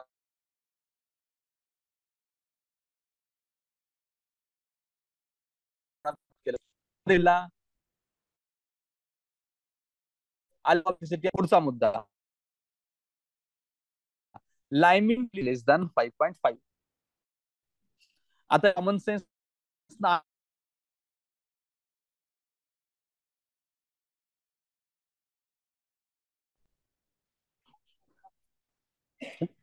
तर आपण बघितलं. आता ऍसिडिक, बेसिक आणि न्यूट्रल सॉइलच्या बाबतीतली गोष्टी तुम्ही लक्षात ठेवा. पुढे आपण लाईमचा वापर बघत होतो. जर तुमच्या सॉइलची ऍसिडिटी 5.5 पेक्षा कमी असेल तर तुम्ही लाईमचा वापर केला पाहिजे. हे पहिलं रिकमेंडेशन आहे. पुढे on and average 5 tonne per hectare इतकं लाईम वापरलं जातं. ओके, जर तुम्हाला विचारलं गेलं तर ऍसिडिक जमीनला रिक्लेम करण्यासाठी तुम्हाला किती लाईम वापरावं लागेल, तर 5 टन लक्षात ठेवा पर हेक्टर आहे ते. नेक्स्ट आहे पेरणीच्या आधी 2 ते 3 महिने लाईम मिसळले जाते आणि 2-3 वर्षातून एकदा लाईम त्याच्यात मिक्स केलं जातं, तुमची जर जमीन ऍसिडिक असेल तर. त्याच्यात लक्षात ठेवण्याचा फक्त मुद्दा एकच आहे, 5 टन पर हेक्टर. बाकीचं काही लक्षात ठेवायची गरज तुम्हाला भासणार नाही. पुढे लाइमिंग मटेरियल बद्दल. लाईम तुम्हाला मिक्स करायचं आहे तर म्हणजे कोणकोणते तुम्ही मटेरियल वापरू शकता. पहिला मुद्दा आहे कॅल्शियम लाईमस्टोन. ओके, पुढचा आहे dolomite. Okay, rich in the magnesium आहे डोलामाइट, हे एक लक्षात ठेवा. त्याच्या पुढे आहे quick lime, slack lime, coral shell lime, chalk. आपण जे चॉक वापरतो त्या मटेरियल ते सुद्धा वापरलं जातं तिथं. ब्लास्ट फर्नेस स्लॅग सुद्धा वापरला जातो आणि वूड ऍशचा सुद्धा वापर केला जातो. ओके, जिथं जिथं लाईम नाव आहे तर तुम्ही एनी हाऊ ओळखू शकता. जिथं लाईम नाव नाही फक्त ते तुम्हाला लक्षात ठेवायचं आहे. याच्यामध्ये वूड ऍश आहे आणि ब्लास्ट फर्नेस स्लॅग आहे आणि चॉक आहे. इथे तुम्हाला थोडंफार कन्फ्युजन. चॉक तसंही तुमचं होणार नाही, तुम्हाला त्याच्यात कॅल्शियम असतं. कन्फ्युजन फक्त 2 ठिकाणी झालं पाहिजे, वूड ऍशला घ्यायचा आहे की नाही आणि ब्लास्ट फर्नेस स्लॅगला घ्यायचा आहे की नाही. ओके, या सगळ्या घटकाच्या माध्यमातून आपण मातीमध्ये लाईम किंवा कॅल्शियम ऍड करू शकतो. ओके, पुढचा लाईम रिक्वायरमेंट आणि क्रॉप बघा. क्रॉप नुसार त्याची रिक्वायरमेंट बदलते. लाईमची रिक्वायरमेंट हाय आहे कुठल्या क्रॉप मध्ये, barley, beans, cotton, pea, soybean, sugar beets आणि सनफ्लावर या पिकांमध्ये लाईमची गरज जास्त आहे जर तुम्हाला ऍसिडिक सॉइल रिक्लेम करायची असेल तर. नेक्स्ट आहे मीडियम गरज आहे तुम्हाला व्हीट, सॉर्गम, मेज आणि टोबॅकोच्या केसमध्ये. आणि लो गरज आहे तुम्हाला ओट, राईस, राई आणि पोटॅटोच्या केसमध्ये. राईट, पुढे बघा optimum pH range for the T and rice is 4 to 6. हा प्रश्न विचारून झालेला आहे. असं ते काही प्रश्न विचारू शकतात. ओके, तर ऑप्टिमम पीएच टी साठी आणि किती आहे, 4 ते 6 पीएच असलं पाहिजे. ओके, पुढचा मुद्दा मेन 2006 आणि ओट्स आणि याचं उत्तर काय बघितलं, स्टालिन टॉलरन्स क्रॉप बघितलं आहे. अल्कलीन टॉलरन्स तर आपण ऍसिडिक टॉलरंट क्रॉप बघत आहोत. 5 पेक्षा जर कमीची पीएच असेल म्हणजे ऍसिडिटी, त्याला टॉलरंट क्रॉप तुमचं कुठला आहे, लिंबू वर्गीय झाडे. म्हणजे त्यात कुठली मोसंबी, लिंबू, सगळ्यांच्या मध्ये होतो. नेक्स्ट आहे लेस दॅन 5 तुमचा पीएच असेल तर त्याच्यामध्ये फिंगर यांचा सुद्धा समावेश होतो. आणि 5.5 टोमॅटोचा समावेश आहे. आणि 6.6 पेक्षा कमी ऍसिडिटी असेल तर वटाणे, कोबी, गाजर, कांदा आणि पालक यांचा समावेश होतो. ओके, आता त्यांची रेंज काय आणि कोणती पिकं आहेत हे पण तुम्हाला लक्षात ठेवावं लागणार आहे. ओके, नेक्स्ट पॉईंट बघा. शेत जमिनीतील हायड्रोजन, कॅल्शियम, मॅग्नेशियम आणि पोटॅशियम इत्यादी कॅटायनच्या प्रमाणावरती पीएच अवलंबून असतो. हे आपल्याला माहिती आहे. यापैकी हायड्रोजनचे प्रमाण वाढले तर पीएच कमी होतो. बरोबर आहे, म्हणजे ऍसिडिटी वाढणार आहे. ओके, ऍसिडिटी पण वाढते. जर कॅल्शियम आणि सोडियमचे प्रमाण वाढले तर पीएच वाढतो. म्हणजे काय होतंय, बेसिसिटी किंवा अल्कलिनिटी ऑफ त्या जमिनीची वाढते. ओके, हायड्रोजन, कॅल्शियम, मॅग्नेशियम आणि सोडियम, खालच्या बाजूला सोडियम पण आहे, हे इतके मिनरल्स लक्षात ठेवा. ओके, आता पुढे पीएच मोजण्याची पद्धती कुठल्या कुठल्या आहेत हे साधा सिंपल फॅक्च्युअल डेटा माहिती पाहिजे. एक असतं पीएच मीटर, त्याला आपण इलेक्ट्रोमेट्रिक पद्धतीने सुद्धा मोजू शकतो. दुसरं आहे लिटमस पेपर, हे तुम्हाला माहिती आहे. आणि तिसरं जे स्टार केलंय ते तुम्हाला लक्षात ठेवायचं आहे, ते आहे लोव्ही बोर्ड. याच्यामध्ये तुम्ही तुलना करता. ओके, म्हणजे ऍसिडिटीच्या चार्ट बरोबर तुमच्या जमिनीची ऍसिडिटीची तुलना करून तुम्ही एक अंदाजे ऍसिडिटी ठरवू शकता. ओके, इथं फक्त तुम्हाला लक्षात ठेवायचं आहे लोव्ही बोर्ड. ओके, पुढे सर्वसाधारणपणे जमिनीचा सामू किती असतो, 6 ते 8 असतो. किंवा त्याचं असल्यानंतर आपण जमिनीचा पोत, पोषक द्रव्ये, मायक्रो ऑर्गॅनिझमचे प्रमाण सुयोग्य आहे असं समजतो. 6 ते 8 पीएच असणाऱ्या जमिनीमध्ये जनरली पोत आणि इतर पोषण द्रव्ये चांगली असतात असं समजलं जातं. हा एक पॉईंट लक्षात ठेवा. ओके, तुम्हाला असं विचारलं जातं की कुठली जमीन जमीन पेरण्यास योग्य आहे, पिकं घेण्यास योग्य आहे, त्याचा पोत चांगला आहे, पोषण द्रव्ये चांगली आहेत, तर त्याची ऍसिडिटी रेंज काय असली पाहिजे, असा प्रश्न आला तर 6 ते 8 ही रेंज तुमच्या लक्षात असली पाहिजे. 6 ते 8 मध्ये काय झालं, ते मध्ये आहे ना, 7 न्यूट्रल आहे, एक अलीकडे यायचं आणि एक पलीकडे यायचं, लक्षात ठेवायला सोपं आहे. ओके, पुढे जमिनीत ऍसिडिटी जास्त असेल तर तुम्ही चहा, कॉफी, बटाटे घेऊ शकता. आणि बेसिसिटी जास्त असेल तर खजूर, बीट, कांदा, ऊस याच्यासारखी पिके घेऊ शकता. ओके, इथे खूप सारी पिकं आहेत, खालीवर खूप साऱ्या ठिकाणी ते रिपीट होत आहेत, कन्फ्युजन होऊ शकतं. ओके, तुम्ही 3 चार्ट एका पाठोपाठ बनवायचं आणि कंपॅरिझन करायचं आहे. एका ठिकाणी सॅलिनिटी, दुसऱ्या ठिकाणी अल्कलिनिटी आणि तिसऱ्या ठिकाणी ऍसिडिटी. हे तिन्ही चार्ट तुम्ही कंपॅरेटिव्हली स्टडी केला तर तुमच्या लक्षात येऊ शकता. पुढचा, बेसॉल्ट ट्रॅप खडकापासून बनलेली जी आपली मृदा आहे, ओके, तर तिचा पीएच आहे 7 ते 8.5. म्हणजे आपली जमीन कशी आहे, बेसिक आहे आपल्याकडची. ओके, आणि चोपन मृदा असेल तर त्याची ऍसिडिटी जाते, पीएच जातो मोर दॅन 8.5, म्हणजे ते अजून जास्त बेसिक किंवा अल्कलीन सॉइल मध्ये कन्वर्ट होतीये. ओके, नेक्स्ट पॉईंट बघा.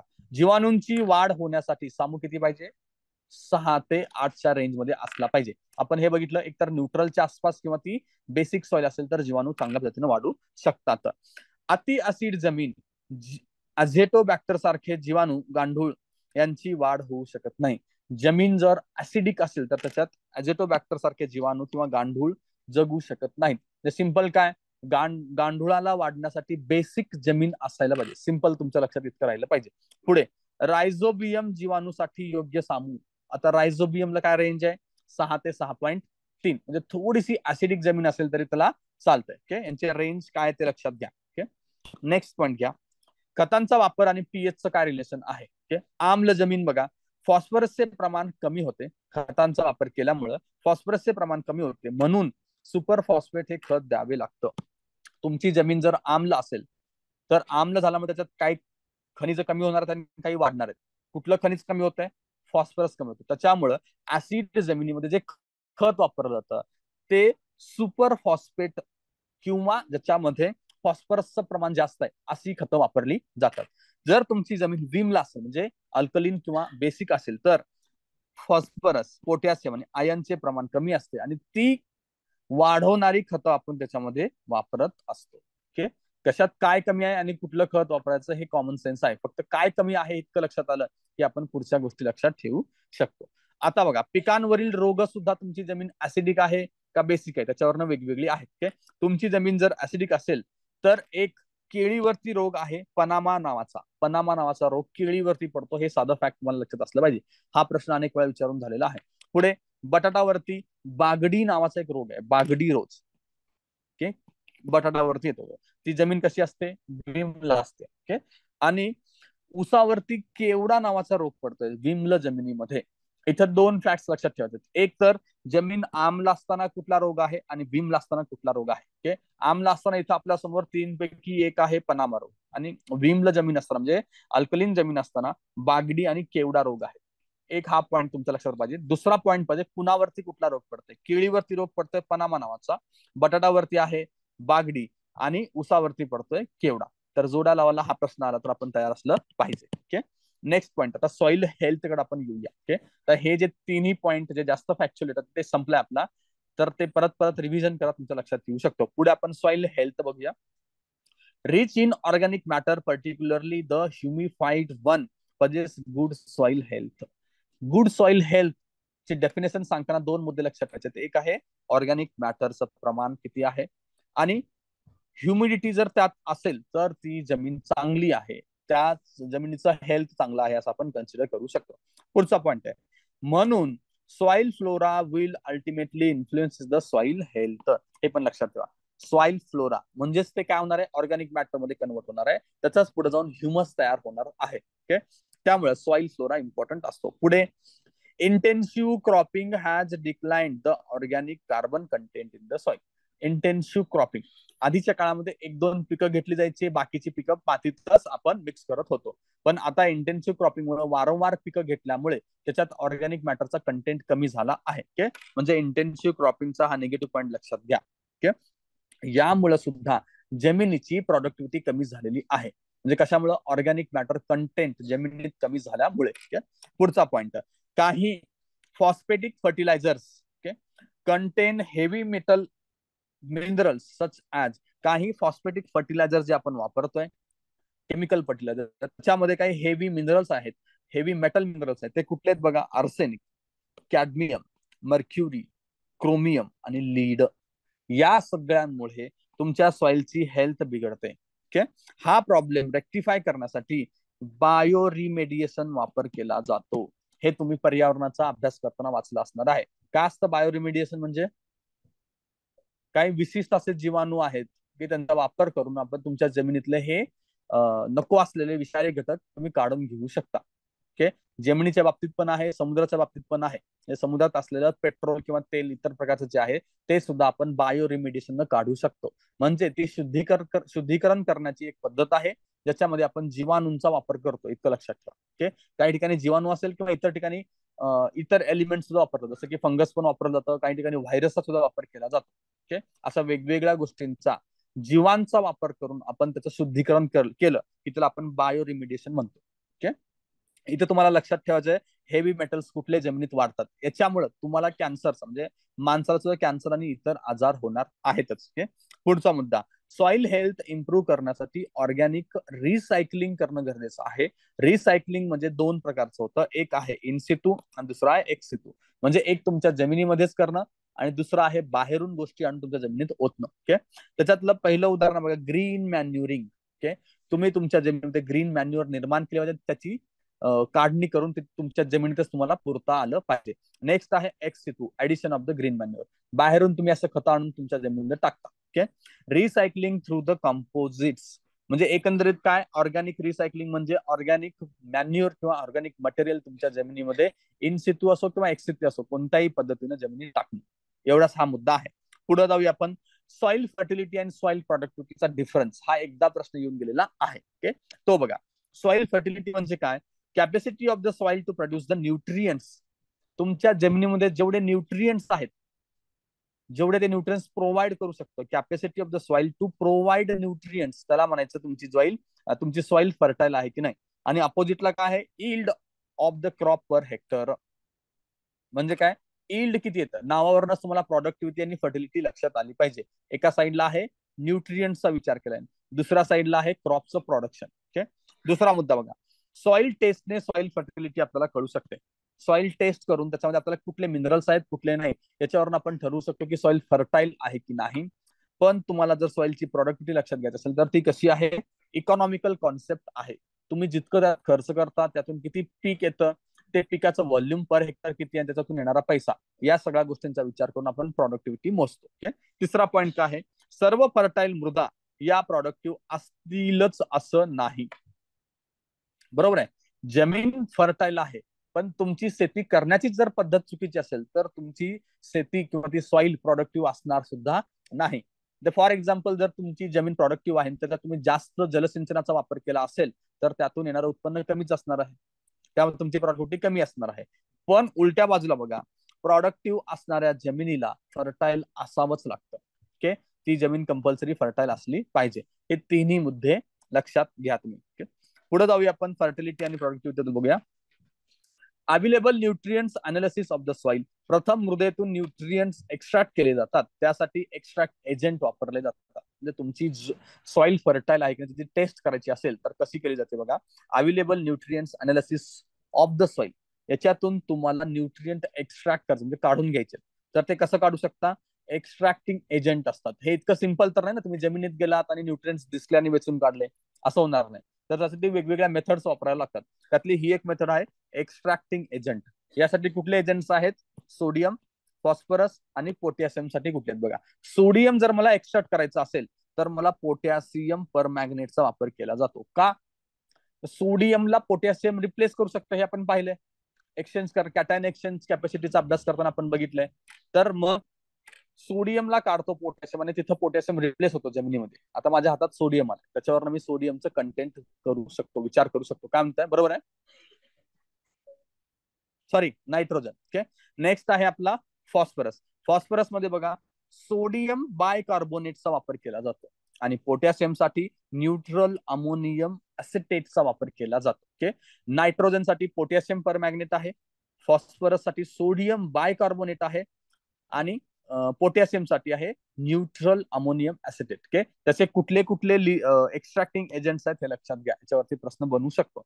यानंतर अमाऊंट ऑफ अवेलेबल न्यूट्रिएंट साठी कलरीमेट्रिक मेथड सुद्धा आहे. ओके, एक दुसरी मेथड आहे कलरीमेट्रिक मेथड्स. ओके, म्हणजे इथे दोन प्रश्न बनू शकतात. एक आहे न्यूट्रिएंट अनालिसिस करण्याच्या मेथड्स कुठले आहेत. पहिली तुमची मेथड कुठली झाली, एक्स्ट्रॅक्टिंग एजंट वाली, आणि दुसरी झाली तुमची कलरीमेट्रिक मेथड. या दोन मेथड लक्षात घ्या. ओके, आणि दुसरा प्रश्न बनू शकतो, कुठला एक्स्ट्रॅक्टिंग एजंट कुणासाठी वापरला जातो. ओके, पुढे चला. यावरून सॉइलची फर्टिलिटी काढून आपण त्याचं 3 प्रकारात वर्गीकरण करू शकतो. ओके, तुमची फर्टिलिटी लो, मीडियम आणि हाय असं तुम्ही कॅटेगराईज करू शकता. आणि त्याच्यानुसार NPK, नायट्रोजन, फॉस्फरस आणि पोटॅशियमचं प्रमाण किती आहे त्याच्यावर तुम्ही ठरवू शकता. तुमची लो फर्टाईल जमीन असेल तर त्यात नायट्रोजनचं प्रमाण लेस दॅन 250 kg पर हेक्टर आहे. मीडियम फर्टाईल मध्ये 250 ते 500 kg आहे आणि हाय फर्टाईल मध्ये nitrogen more than 500 kg per hectare आहे. ही रेंज तुम्हाला माहिती असली पाहिजे. ऍटलिस्ट नायट्रोजनची रेंज तुम्हाला माहिती असली पाहिजे. ओके, पुढे आहे फॉस्फरस. फॉस्फरस मध्ये काय आहे, जर फॉस्फरसची प्रमाण लेस दॅन 20 kg पर हेक्टर असेल तर तुमची जमीन लो फर्टाईल आहे. 20 ते 50 मध्ये असेल तर तुमची जमीन मीडियम फर्टाईल आहे आणि जर 50 पेक्षा जास्त असेल तर हाय फर्टाईल जमीन आहे. ओके, हे सुद्धा लक्षात ठेवा. 20 ते 500 ची रेंज आहे. ओके, आणि पोटॅशियमच्या बाबतीमध्ये 125 ते 300 ची रेंज आहे. ओके, लेस दॅन 125 kg पर हेक्टर असेल तर ती लो झाली. ओके, 125 ते 300 kg मध्ये जर असेल तर ती मीडियम झाली आणि 300 kg वरती असेल तर ती हाय झाली. हा चार्ट तुम्हाला लक्षात असला पाहिजे. विचारण्यासाठी इथे खूप सारे प्रश्न बनवू शकतात. राईट, तर पुढचा मुद्दा आहे इतर काही मिनरलच्या बाबतीमध्ये. हे झाले मुख्य 3 मिनरल्स NPK. आता आपण बोरॉन, मॅंगनीज आणि झिंक किंवा कॉपरच्या बाबतीमध्ये अभ्यास करूया. ओके, तुमची जमीन जर लो असेल तर बोरॉनच्या रेंजमध्ये, आता वरती आपण केजी पण हेक्टर बघितलंय, इथं PPM बघतोय. म्हणजे काय झालं, खाली लिहिलं का पुढे आपण पार्ट्स पर मिलियन आहे का पार्टिकल्स पर मिलियन आहे, ते पार्ट्स पर मिलियन त्याचा फुल फॉर्म लक्षात ठेवा. ओके, लो, मीडियम आणि हाय. तर बोरॉनची रेंज बघा 0.33 पासून ते 0.67 आहे. ओके, 0.33च्या खाली असेल तर ती लो फर्टाईल, 0.33 टू 0.67 असेल तर मीडियम फर्टाईल आहे आणि 0.67च्या वरती असेल तर ती हाय फर्टाईल आहे. ओके, नेक्स्ट मुद्दा आहे आपला मॅंगनीजचा. मॅंगनीजचा कम्पॅरेटिव्हली सोपा आहे. 1 PPM पेक्षा कमी असेल तर ती लो फर्टाईल आहे, 1 ते 3 असेल तर ती मीडियम फर्टाईल आहे आणि 3 पेक्षा जास्त असेल तर ती हाय फर्टाईल आहे. ओके, पुढे झिंक आणि कॉपरची रेंज सेम आहे. त्याच्यामध्ये बघा 0.5 mm पेक्षा 0.5 PPM पेक्षा कमी असेल तर ती लो झाली, 0.5 टू 1 मध्ये मीडियम आहे आणि 1 पेक्षा जास्त असेल तर हाय आहे. ओके, तर हे दोन्ही चार्ट तुमच्या लक्षात असले पाहिजेत. आणि वरचा चार्ट त्यात खूप जास्त महत्वाचा आहे. बोरॉनच्या बाबतीमध्ये एकदा प्रश्न विचारून झालाय. किती जनरली तुमच्या जमिनीमध्ये किती बोरॉनचं प्रमाण असतं. ओके, तर ते 0.33 ते 0.67 ची रेंज लक्षात ठेवा. ओके, पुढे ऑर्गॅनिक मॅटर वरून सुद्धा फर्टिलिटी तुमच्या लक्षात येऊ शकते. ओके, जर तुमच्या जमिनीमध्ये 0.5% पेक्षा कमी ऑर्गॅनिक मॅटर असेल तर ती लो फर्टाईल आहे. मीडियम साठी 0.5 टू 0.7 रेंज आहे आणि 0.7 0.5 पेक्षा जास्त असेल तर ती हाय फर्टाईल आहे. फर्टाईल जमीन आणि त्याच्याबरोबरचे मिनरल्स कंटेंट आणि ऑर्गॅनिक मॅटर कंटेंटचे हे तिन्ही चार्ट परत एकदा वाचून लक्षात घ्या. पुढचा पॉइंट आहे nutrients requirement for the plants. प्लांट्सला न्यूट्रियन्सची रिक्वायरमेंट वेगवेगळी असते त्यांच्या ग्रोथ होत असताना. ओके, आणि पहिला त्याच्यातला पॉइंट बघा, ऍट अर्ली स्टेज किंवा रूट ग्रोथ होत असताना ग्रेटर अमाऊंट ऑफ फॉस्फरस. हे लक्षात ठेवा. त्या फॉस्फरसच्या ठिकाणी तो काहीतरी वेगळं टाकू शकतो, नायट्रोजन टाकेल किंवा वॉटेवर बाकीचं टाकू शकतो. पोटॅशियम मात्र हार्वेस्टिंग पर्यंत ऍब्सॉर्ब केलं जातं स्लोली. ओके, पोटॅशियम काय कंटिन्युअसली हार्वेस्टिंग होत असताना तो ऍब्सॉर्ब होतच राहतो. ओके, पण इतर काही न्यूट्रियनच्या बाबतीमध्ये ते त्यांच्या त्यांच्या फेज मध्ये कमी जास्त प्रमाणात लागतात. जसं की उदाहरण आपण वरती बघितलं, फॉस्फरसचं गरज पहिल्या स्टेजमध्ये खूप मोठ्या प्रमाणात आहे. ओके, तुम्ही पी फॉर प्रायमरी स्टेज असं लक्षात ठेवू शकता फॉस्फरसचं. आणि के जे आहे कालातीत. कालातीत म्हणजे काय, त्याला काय काळाचं लिमिट नसतं असं, तर ते कंटिन्युअसली लागणारच आहे. त्यामुळे के फॉर कालातीत लक्षात ठेवा, ते तुमच्या लक्षात राहील. नेक्स्ट आपला पॉइंट आहे few term related to the soil. काही टर्म्स आहेत ते पॉइंट्स बघूयात आपण. एक पहिला पॉइंट आहे रॅबिंग, दुसरा आहे टीस्ट, त्याच्यानंतर आहे मार आणि मार्लिंग. ओके, आता त्यातला रॅबिंग हा पॉइंट बघूया. Heat treatment applied to the soil by burning the refuse placed or it. Okay, जमिनीवरती मोस्ट ऑफ ठिकाणी आपण बघतो बघा, ऊस काढल्यानंतर जो काही पालापाचोळा वरती राहतो त्याला आपण आग लावून देतो. ओके, तो जो प्रकार आहे त्याला आपण रबिंग म्हणतो, रॅबिंग म्हणतो. ओके, त्याला पराली जलाना सुद्धा म्हटलं जातं. वरच्या बाजूमध्ये नॉर्थ ईस्ट मध्ये पराली जाळणं, जिथे दिल्लीला प्रदूषणाचं कारण काय होतं त्याच्यामध्ये हे एक कारण होतं, त्याला आपण रॅबिंग म्हणतो. पुढचं आहे टीस्ट. टीस्ट काय असते, soil containing high proportion of molybdenum. एमओचं प्रमाण जर त्या जमिनीत जास्त असेल तर त्या जमिनीला आपण म्हणतोय टीस्ट. ओके, पुढचा पॉइंट आहे मार, रॉ ह्युमस. रॉ ह्युमसला आपण काय म्हणतोय, मार. Okay, a type of forest humus layer. Forest मध्ये जनरली रॉ ह्युमस वरच्या बाजूला नेहमी असणार, कारण नेहमीच पालापाचोळा पडतोय, तर तो अर्धा विघटन झालेला जो भाग असतो त्याला आपण रॉ ह्युमस म्हणतो, त्याला म्हणायचं मार. ओके, आता हे वेगवेगळ्या देशात वेगवेगळी नावं आहेत, त्या इथं आपण बघतोय. पुढचं आहे marling, application of the clay to the sandy soil. Sandy soil असेल तर त्याला उपयुक्त प्रोडक्टिव्ह करण्यासाठी आपण त्याच्यामध्ये क्ले मिक्स केलं तर त्याला आपण म्हटलं पाहिजे मार्लिंग. ओके, हे चारही लक्षात ठेवा, रॅबिंग, टीस्ट, मार आणि मार्लिंग. ओके, नेक्स्ट पॉइंट आपला आहे मातीची किंवा मृदेची प्रतिरोधक क्षमता किंवा बफर कॅपॅसिटी, याच्याबद्दलचा अभ्यास करूया. याच्यामध्ये काय आहे, पीएच मध्ये बदल करण्यास जो विरोध होतो त्याला आपण म्हणतोय त्या जमिनीची बफर कॅपॅसिटी किंवा प्रतिरोधक क्षमता. यातला पहिला पॉइंट काय बघा, सॉइल सोल्युशनचे पीएच मूल्य बदलण्यास जी विरोध करण्याची क्षमता असते त्यास आपण बफर कॅपॅसिटी म्हणतो. सिंपल वन लाईन क्वेश्चन बनू शकतो, व्हॉट इज बफर कॅपॅसिटी, तर पीएच बदलण्यास किंवा त्याची ऍसिडिटी बेसिसिटी बदलण्यास होणारा विरोध. ओके, नेक्स्ट पॉइंट आहे उदाहरण बघा, ऍसिडिक जमिनीचे उदासीकरण करण्यासाठी जेव्हा लाईम त्यात मिसळले जाते तेव्हा मृदेतील हायड्रोजनचे आयन चे प्रमाण तर कमी होते, पण सामूमध्ये खूप काही फरक पडत नाही. पीएच कमी करण्यासाठी मी त्याच्यामध्ये ऍसिडिटी कमी करण्यासाठी त्याच्यामध्ये मी लाईम मिक्स केलंय, हायड्रोजनचं प्रमाण कमी झालं तरी सुद्धा ती जमीन ऍसिडिकच आहे. ओके, जोपर्यंत पुरेसा चुना जमिनीत टाकत नाही तोपर्यंत सामू मूल्य वाढत नाही. या पीएच वाढण्यास कमी किंवा कमी होण्यास जो विरोध असतो त्यास बफर कॅपॅसिटी म्हटलं जातं. म्हणजे इन जनरली आपण असा विचार करू शकतो ना, म्हणजे माझ्या जमिनीचा सामू 6.5 आहे, पीएच 6.5 आहे आणि मला 5.5 पर्यंत आणायचं आहे, माझं एवढं टार्गेट आहे समजा, आणि मला असं सांगितण्यात आलंय की 10 टन तू लाईम टाक आणि मग तुझा सामू कमी होईल. जर समजा की मी 5 टनच टाकलं तर माझा विचार काय असला पाहिजे, 6.5 वरनं तो 6 वरती आला, अजून उरलेले 5 टाकले की तो 5.5 वरती जाईल. असं तिथं होत नाही, त्याला म्हणायचं तेव्हा बफर कॅपॅसिटी. मला पूर्ण 10 टाकल्यावरच मला रिझल्ट दिसणार, म्हणजे आपण जसं त्याचा प्रयत्न करतोय त्या रेशोनुसार कमी होत नाही. त्याला रेजिस्ट म्हणजे पीएच हायड्रोजन आयन कमी होत आहेत पण पीएच तुम्ही मोजलात तर परत तेवढाच दाखवेल. त्यामुळे हे आपण उदाहरणामध्ये डिटेल केलेलं आहे. ओके, इतकं जरी लक्षात नसेल तर वरचा पॉईंट तरी फक्त लक्षात ठेवा की पीएच बदलण्यास होणारा विरोध, पीएच म्हणलं त्यांनी, पीएच चे मूल्य बदलण्यास विरोध आहे. ओके, ऍसिडिटी किंवा बेसिसिटी बदलण्यास विरोध नाही, ती थोडीफार खालीवर होऊ शकते, पण पीएच बदलण्यास त्याचा विरोध आहे. पुढचा पॉईंट बघा, जमिनीच्या सामूमध्ये बदल करण्यासाठी आपण काय काय वापरतोय. लाईम बघितलेलंच आहे. पुढे सल्फ गंधक, फॉस्फरस लक्षात ठेवा. जिप्सम तर आपल्याला माहितीच आहे. इथे नवीन काय ऍड झालं आता, गंधक ऍड झालंय. ओके, म्हणजे काय, फॉस्फरस. ओके, पुढे बघा, शेतीमध्ये चिकण माती, सेंद्रिय पदार्थ, कार्बोनेट आणि फॉस्फेट संयुगे चांगल्या प्रकारे ब्रफर प्रतिरोधक म्हणून उपलब्ध असतात. ओके, तुमच्या काही शेतीच्या पद्धतीमुळे किंवा फर्टिलायझरमुळे शेतीत बदल होऊ नये, चांगला किंवा वाईट कसाही असू दे. त्याच्यामध्ये सुद्धा तुमच्या जमिनीमध्ये अवेलेबल असलेले हे घटक तुम्हाला हेल्पफुल ठरतात. सेंद्रिय पदार्थ, कार्बोनेट, फॉस्फेटचे संयुग आणि चिकन माती. ओके, हे 4 पॉईंट लक्षात घ्या. ओके ओके, आता पुढचा आपला एक टॉपिक आहे soil taxonomy. Okay, soil taxonomy मध्ये बघा काय आहे. सॉइल टॅक्सोनॉमी म्हणजे काय, नावं, वेगवेगळ्या जमिनीच्या प्रकारांना दिलेली वेगवेगळी नावं काय आहेत बघा.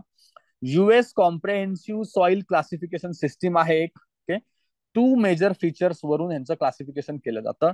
पहिलं आहे प्रायमरी बेसिस, काय आहे तसं, soil property rather than genesis of the soil. सॉइलच्या प्रॉपर्टीनुसार सॉइलला नावं दिली जातात. पुढचं आहे लॅटिन आणि ग्रीक रूट वर्ड्सचा वापर केला जातो. ओके, म्हणजे युएस कॉम्प्रेहेन्सिव्ह सॉइल क्लासिफिकेशनच्या नावामध्ये 2 बेसिस आहेत.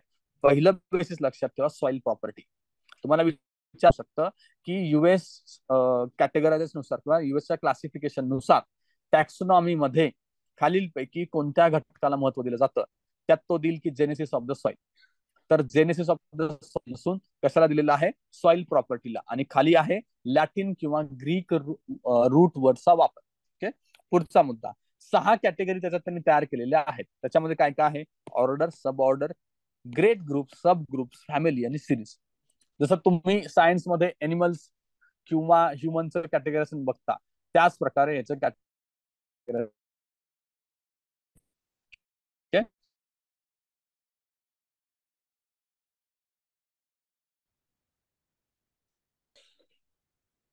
चल, पुढचा मुद्दा होता 6 कॅटेगरी आपण बघितले, ते लक्षात ठेवू नका.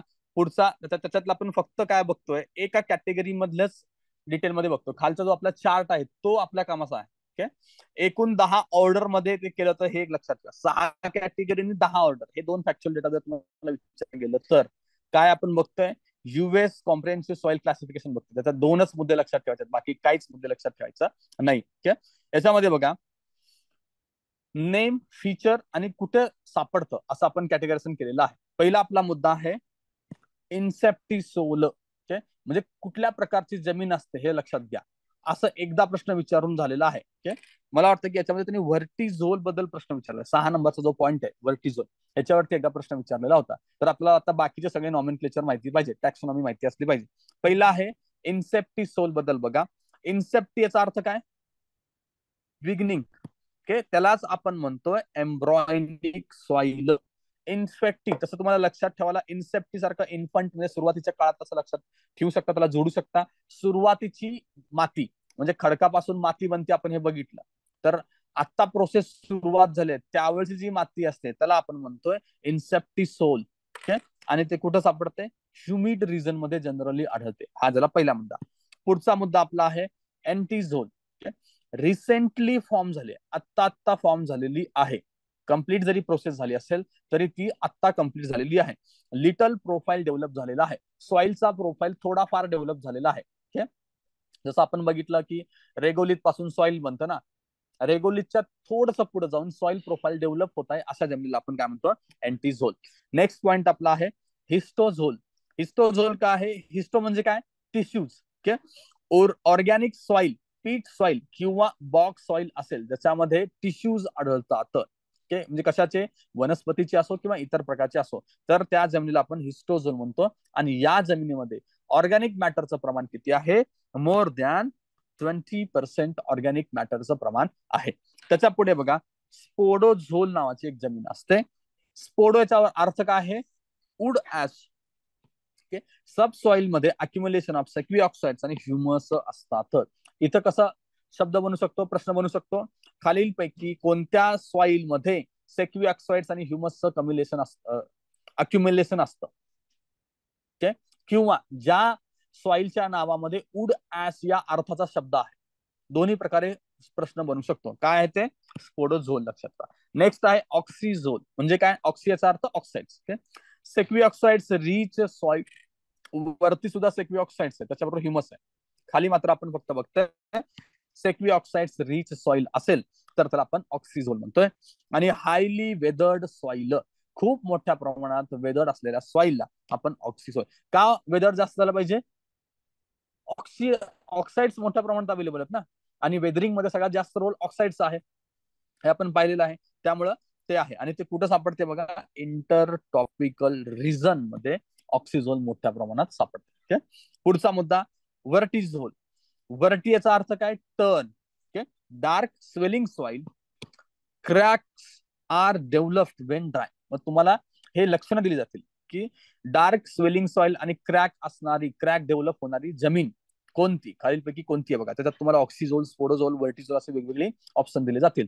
तर ती वर्टिझोल आहे. आणि वर्टिझोलचं उदाहरण काय? आपली काळी जमीन जी असते, कापसाची जमीन जी आहे ती. ओके, श्रिंकिंग आणि स्वेलिंग याची मुख्य प्रॉपर्टी आहे. ओके, त्याचा पुढचा पॉइंट आहे अरिडोझोल. नावातच आहे अरिड. अरिड वरून काय झालं? ड्राय. ड्राय सॉइल ज्या ठिकाणी आढळते, आणि ते मोस्ट ऑफ ठिकाणी कुठे आढळणार आहे? अरिड रिजन मध्येच ते आढळणार आहे. नेक्स्ट पॉइंट आहे अल्टिझोल. अल्टीचा अर्थ काय आहे? लास्ट.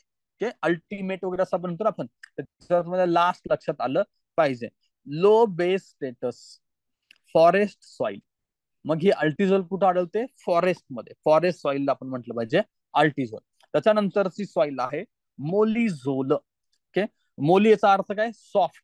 ओके, आणि ती ग्रासलँड सॉइल मध्ये मोस्ट ऑफ टाइम मध्ये आढळते. ग्रासलँड सॉइल, हाय बेस स्टेटस.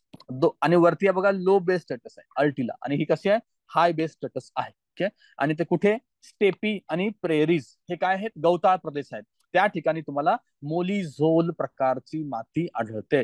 आणि शेवटचा इथं प्रकार आहे alfisol. High to medium base saturation. High to medium base saturation झालेला आहे. अल्फी याचा अर्थ काय होतो? नॉनसेन्स. ओके, त्या जमिनीपासून तुम्हाला काहीही उपयोग नाही, असं अल्फी. जर तुम्हाला एक शब्द सापडला आहे, तुम्ही वापरू शकता. नेहमी नेहमी ते शब्द वापरून बोर झाला असेल तर तुम्ही अल्फी वापरू शकता. ओके, हे एक साधं टॅक्सोनॉमी आहे. तुम्हाला याच्यातला प्रश्न येण्याची शक्यता जास्त आहे. ते स्टार करून ठेवा आणि ते रिव्हिजन वारंवार ठेवा. ओके, आता याच्यामध्ये फक्त लक्षात ठेवण्याचे काही फॅक्च्युअल पॉइंट्स एवढंच आहेत बघा. हिस्टोझोल मध्ये 20% ऑर्गॅनिक मॅटर आहे, तुमचं लक्षात असलं पाहिजे. एक. आणि दुसरं, त्याचा अर्थ काय? अर्थ तसा सोपा आहे. आणि लक्षात ठेवायचं चॅलेंज आहे फक्त रिजन, कोणत्या रिजन मध्ये ती सॉइल सापडते. ओके, हे एक लक्षात घ्या. आता आपण सॉइल मध्ये असणाऱ्या ऑर्गॅनिक मॅटर बद्दल थोडस डिटेलमध्ये बघू. तसं आपण थोडंफार बघितलेलं आहे. ऑर्गॅनिक मॅटर बघितलं आणि ह्युमस सुद्धा बघितलेलं आहे.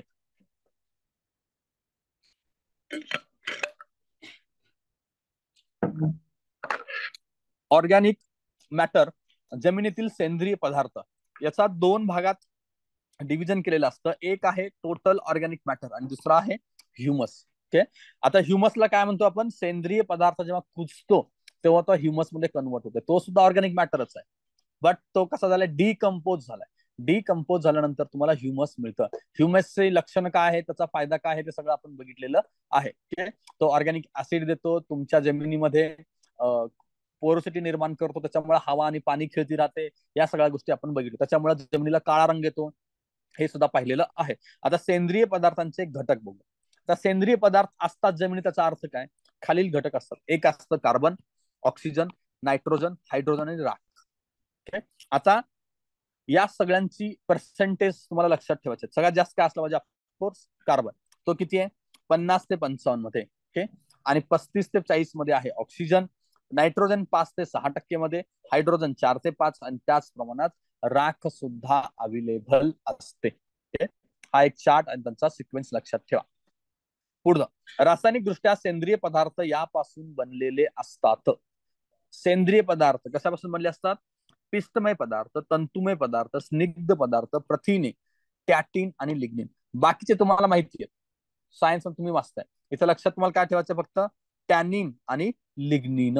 टॅनिन आणि लिग्निन हे दोनच घटक लक्षात ठेवा की जे ते सुद्धा सेंद्रिय पदार्थाचे घटक आहेत, मग त्याच्यापासून सेंद्रिय पदार्थ बनतो. पुढचा पॉईंट, सेंद्रिय पदार्थात आढळणारी खनिजे जनरली कोणती असतात? एक आहे phosphorus, potash, sulphur, calcium, magnesium आणि आयर्न यांचं प्रमाण मोठ्या प्रमाणात आहे. आता असं पहिल्यांतर लक्षात येतं की नायट्रोजन दिसत नाही, ते ऑफकोर्स पण आहे. मोस्ट ऑफ टाइम नायट्रोजन कुठं असतं? हवेत. हवेमध्ये तुम्ही फिक्स करता, फिक्स करून मग ते पिकाला मिळतं, किंवा काही काही ठिकाणी फर्टिलायझरचा वापर होतो. ओके, या दोन गोष्टीतून ते सेंद्रिय पदार्थात नसलं पाहिजे, एवढं तुमच्या फक्त लक्षात आलं पाहिजे. ओके, कुठली लिस्ट आहे त्यापेक्षा कुठलं महत्वाचं एखादा मिनरल नाही ते तुम्ही लक्षात ठेवले की तुमचा असा याच्यावरचा प्रश्न चुकणार नाही. पुढे बघा, सेंद्रिय पदार्थांचे डिकम्पोजिशन होऊन तयार होणाऱ्या संमिश्र पदार्थांमध्ये सेंद्रिय पदार्थाचे डिकम्पोजिशन झाले, त्यापासून काय बनतंय? पाणी, carbon dioxide, ammonia, methane. Okay, हे प्रमुख घटक त्याच्यात बनतात. सेंद्रिय पदार्थाचं डिकम्पोजिशन नंतर या सगळ्या गोष्टी बनतात, ते लक्षात घ्या. पुढचा पॉईंट, सेंद्रिय पदार्थाचे जमिनीवरती काय परिणाम होतात ते बघूया. एक आहे, जमिनीचा तुमचा पोत सुधारणार आहे. कसं सुधारणार आहे ते आपण बघितलं, ऑर्गॅनिक मॅटरच्या केसमध्ये बघितलं. त्याच्यामध्ये पोरोसिटी वाढते वगैरे, आता जस्ट आपण डिस्कस केलं, त्याच्यानुसार पोर सुधारला जाईल. पुढे आहे, पोत सुधारलाय म्हणजे ती वाढली, म्हणजे काय, वॉटर होल्डिंग सिटी वाढणार आहे. त्याच्यानंतर पोषण द्रव्य रिटेन्शन का होतं? आपण हे बघितलं ना, पोषण द्रव्य कधी रिटेन होतात? जर त्याच्या कणांची साईज छोटी असेल, तर या केसमध्ये सुद्धा मातीच्या कणांची साईज कमी झाली, किंवा त्यांना होल्ड करणारे न्यूट्रिएंट सेंद्रिय पदार्थातून मातीत येतात, त्याच्यामुळे सुद्धा पोषण द्रव्यांचं रिटेन्शन वाढलं, लीच होणार नाही. पुढचा पॉईंट आहे, पाण्याचा निचरा चांगल्या पद्धतीनं होतो. हा एक पॉईंट पण लक्षात घ्या. पुढे बघा, हवा खेळती राहते, हा पॉईंट तरी बाय डिफॉल्ट येतो. सूर्याची उष्णता लवकर ग्रहण होते. ओके, ग्रहण करणारे घटक जमिनीत आलेत, त्याच्यामुळं उष्णता ग्रहण होते. पुढचा पॉईंट आहे, वनस्पतींना पोषण द्रव्य विद्राव्य स्थितीत उपलब्ध होतात. ओके, आणि नंतरचा एक शेवटचा पॉईंट आहे, डिकम्पोजिशनचा वेग वाढतो. डिकम्पोजिशनचा वेग वाढल्याचा अर्थ काय? न्यूट्रिएंट्स अवेलेबिलिटी अजून जास्त अवेलेबल होत राहते. ओके, इतके सगळे पॉईंट सेंद्रिय पदार्थांचे जमिनीवरती होणाऱ्या परिणाम आहेत. आता नेक्स्ट पुढचा पॉईंट काय आहे? ह्युमस. तसं आपण थोडंफार ह्युमस बेसिक बघितलेलं आहे, अजून थोडा डिटेलमध्ये इथं बघूया. ह्युमस म्हणजे काय? कुजलेले सेंद्रिय पदार्थ म्हणजे ह्युमस. ओके, पुढचा पॉईंट, तंतुमय पदार्थ, प्रथिने आणि तेलांपासून हे ह्युमस बनलेले असतात. ओके, हलका अस्फटिकीय गडद रंग त्यांचा असतो. ओके, त्यांचा रंग कसा आहे, त्यांची लक्षणं काय ते एकदा बघून घ्या. ओके, त्याचा पुढचा पॉईंट, अधेजिव्ह आणि कोएजिव्ह पॉवर त्यांच्यात असते. हे पॉईंट आपण बघितलंय, स्वतःमध्ये असो किंवा इतर मिनरल्स बरोबर त्यांची कनेक्टिंग पॉवर जास्त असते, त्याच्यामुळे सुद्धा रिटेन्शन होतं. न्यूट्रिएंटचं रिटेन्शन जो वरचा पॉईंट बघितला त्याच्याशी कनेक्टेड आहे. पुढे, क्ले ऍसिड पासून आयन एक्सचेंज मध्ये भाग घेतो. क्ले ऍसिड असून तो कसा आहे? तो क्ले ऍसिड आहे, त्याच्यामुळे आयन एक्सचेंज मध्ये पण त्याला भाग घेणं स्वाभाविक आहे. पुढचा पॉईंट आहे, बेस आणि अल्कलीन खनिजे यास चिकटलेली असतात. म्हणजे जे न्यूट्रिएंट्स रिटेन्शन वाला मुद्दा आहे तोच आहे, याच्यावरून तुम्हाला तो मुद्दा लक्षात येईल. म्हणून ऍब्सॉर्बिंग पॉवर सुद्धा त्या जमिनीची जास्त असते, ज्यात ह्युमस जास्त आहे. पाण्यात न विरघळणारा पण सौम्य आम्लात विरघळतो. ह्युमस कसा आहे? पाण्यात विरघळत नाही, पण तो कसा आहे? सौम्य ऍसिड मध्ये विरघळत आहे, ज्यामुळे जमिनीची सीईसी वाढते. सीईसी म्हणजे कॅटायन एक्शन पॉवर सुद्धा ह्युमसमुळे वाढतं. ह्युमसमुळे काय काय गोष्टी होतात त्याला सगळा पूर्ण सिक्वेन्स लक्षात घ्या. तो मागचा चार्ट आणि हा चार्ट दोन्ही एकत्र करून ठेवा, यातला जे ऍडिशन डेटा त्यात ऍड करू शकता.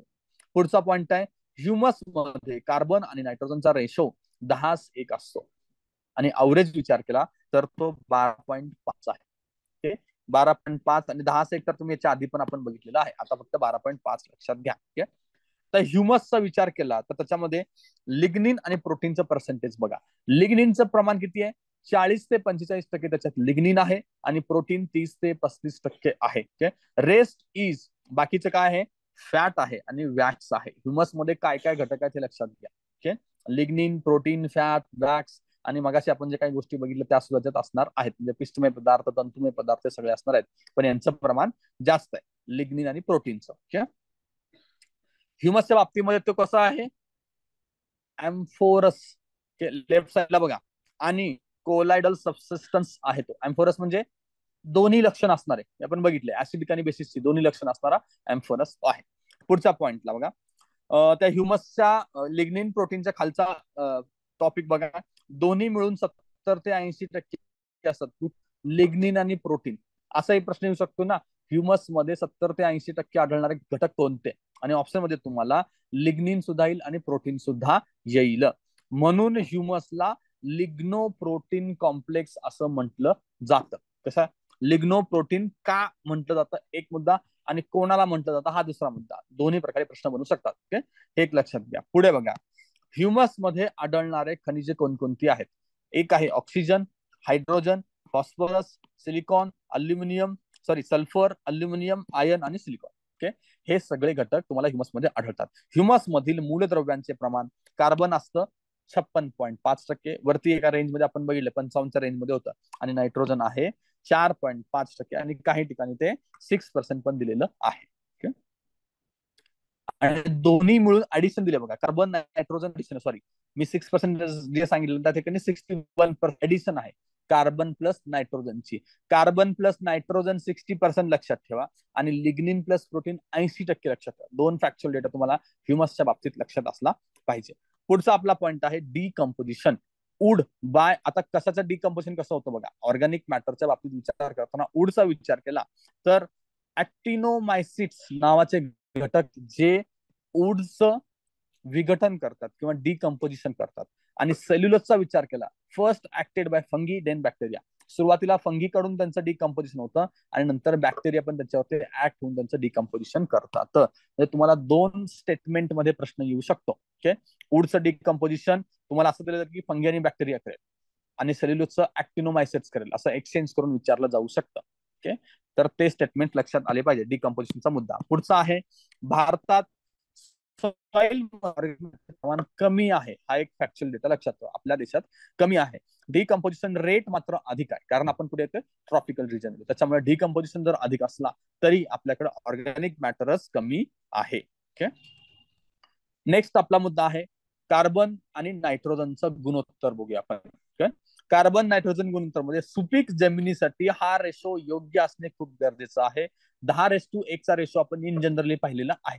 त्यामध्ये बघा, यावरून काय काय होतं, अवेलेबल नायट्रोजन किती आहे, ऑर्गॅनिक मॅटरचं कंटेंट किती आहे, आणि डिकम्पोजिशनचा रेट काय आहे हे कळतं. ओके, या सगळ्या गोष्टी सुव्यवस्थित असणाऱ्या ठिकाणी कार्बन नायट्रोजनचा रेशो 10:1 आहे. ओके, लो नायट्रोजन कंटेंट असेल, नायट्रोजनचा कंटेंट लो आहे तुमचा, तर कार्बन आणि नायट्रोजनचा रेशो वाईड होतोय, जास्त होतोय. Okay, slow down decaying process, म्हणजे कार्बन नायट्रोजनचा रेशो वाईड झाला तर डिकेइंग प्रोसेस स्लो होते, हे लक्षात घ्या. ओके, कॉमन सेन्स तुमच्या लक्षात आलं पाहिजे. पुढे, मातीचा कार्बन नायट्रोजन रेशो हा मायक्रोब्स आणि प्लांट्स यांच्या दरम्यान असतो. कुणाच्या दरम्यान असतो, माती, मायक्रोब आणि प्लांट यांचं कंपॅरिझन केलं कार्बन आणि नायट्रोजनच्या रेशो मध्ये. माती कुठे आहे, मायक्रोब आणि प्लांटच्या दरम्यान येते. मायक्रोबचा विचार केला आपण फक्त, तर त्यांच्यामध्ये कार्बन नायट्रोजनचा रेशो किती आहे, 4:1 ते 9:1. ओके, नॅरो रेशो आहे, बरोबर आहे. आणि प्लांटचा विचार केला तर त्याच्यामध्ये लेग्युम्स आणि खूप सारी गोष्ट लेग्युम्स काय घेतलाय, ह्यांचा सुद्धा कार्बन रेशो लक्षात ठेवा.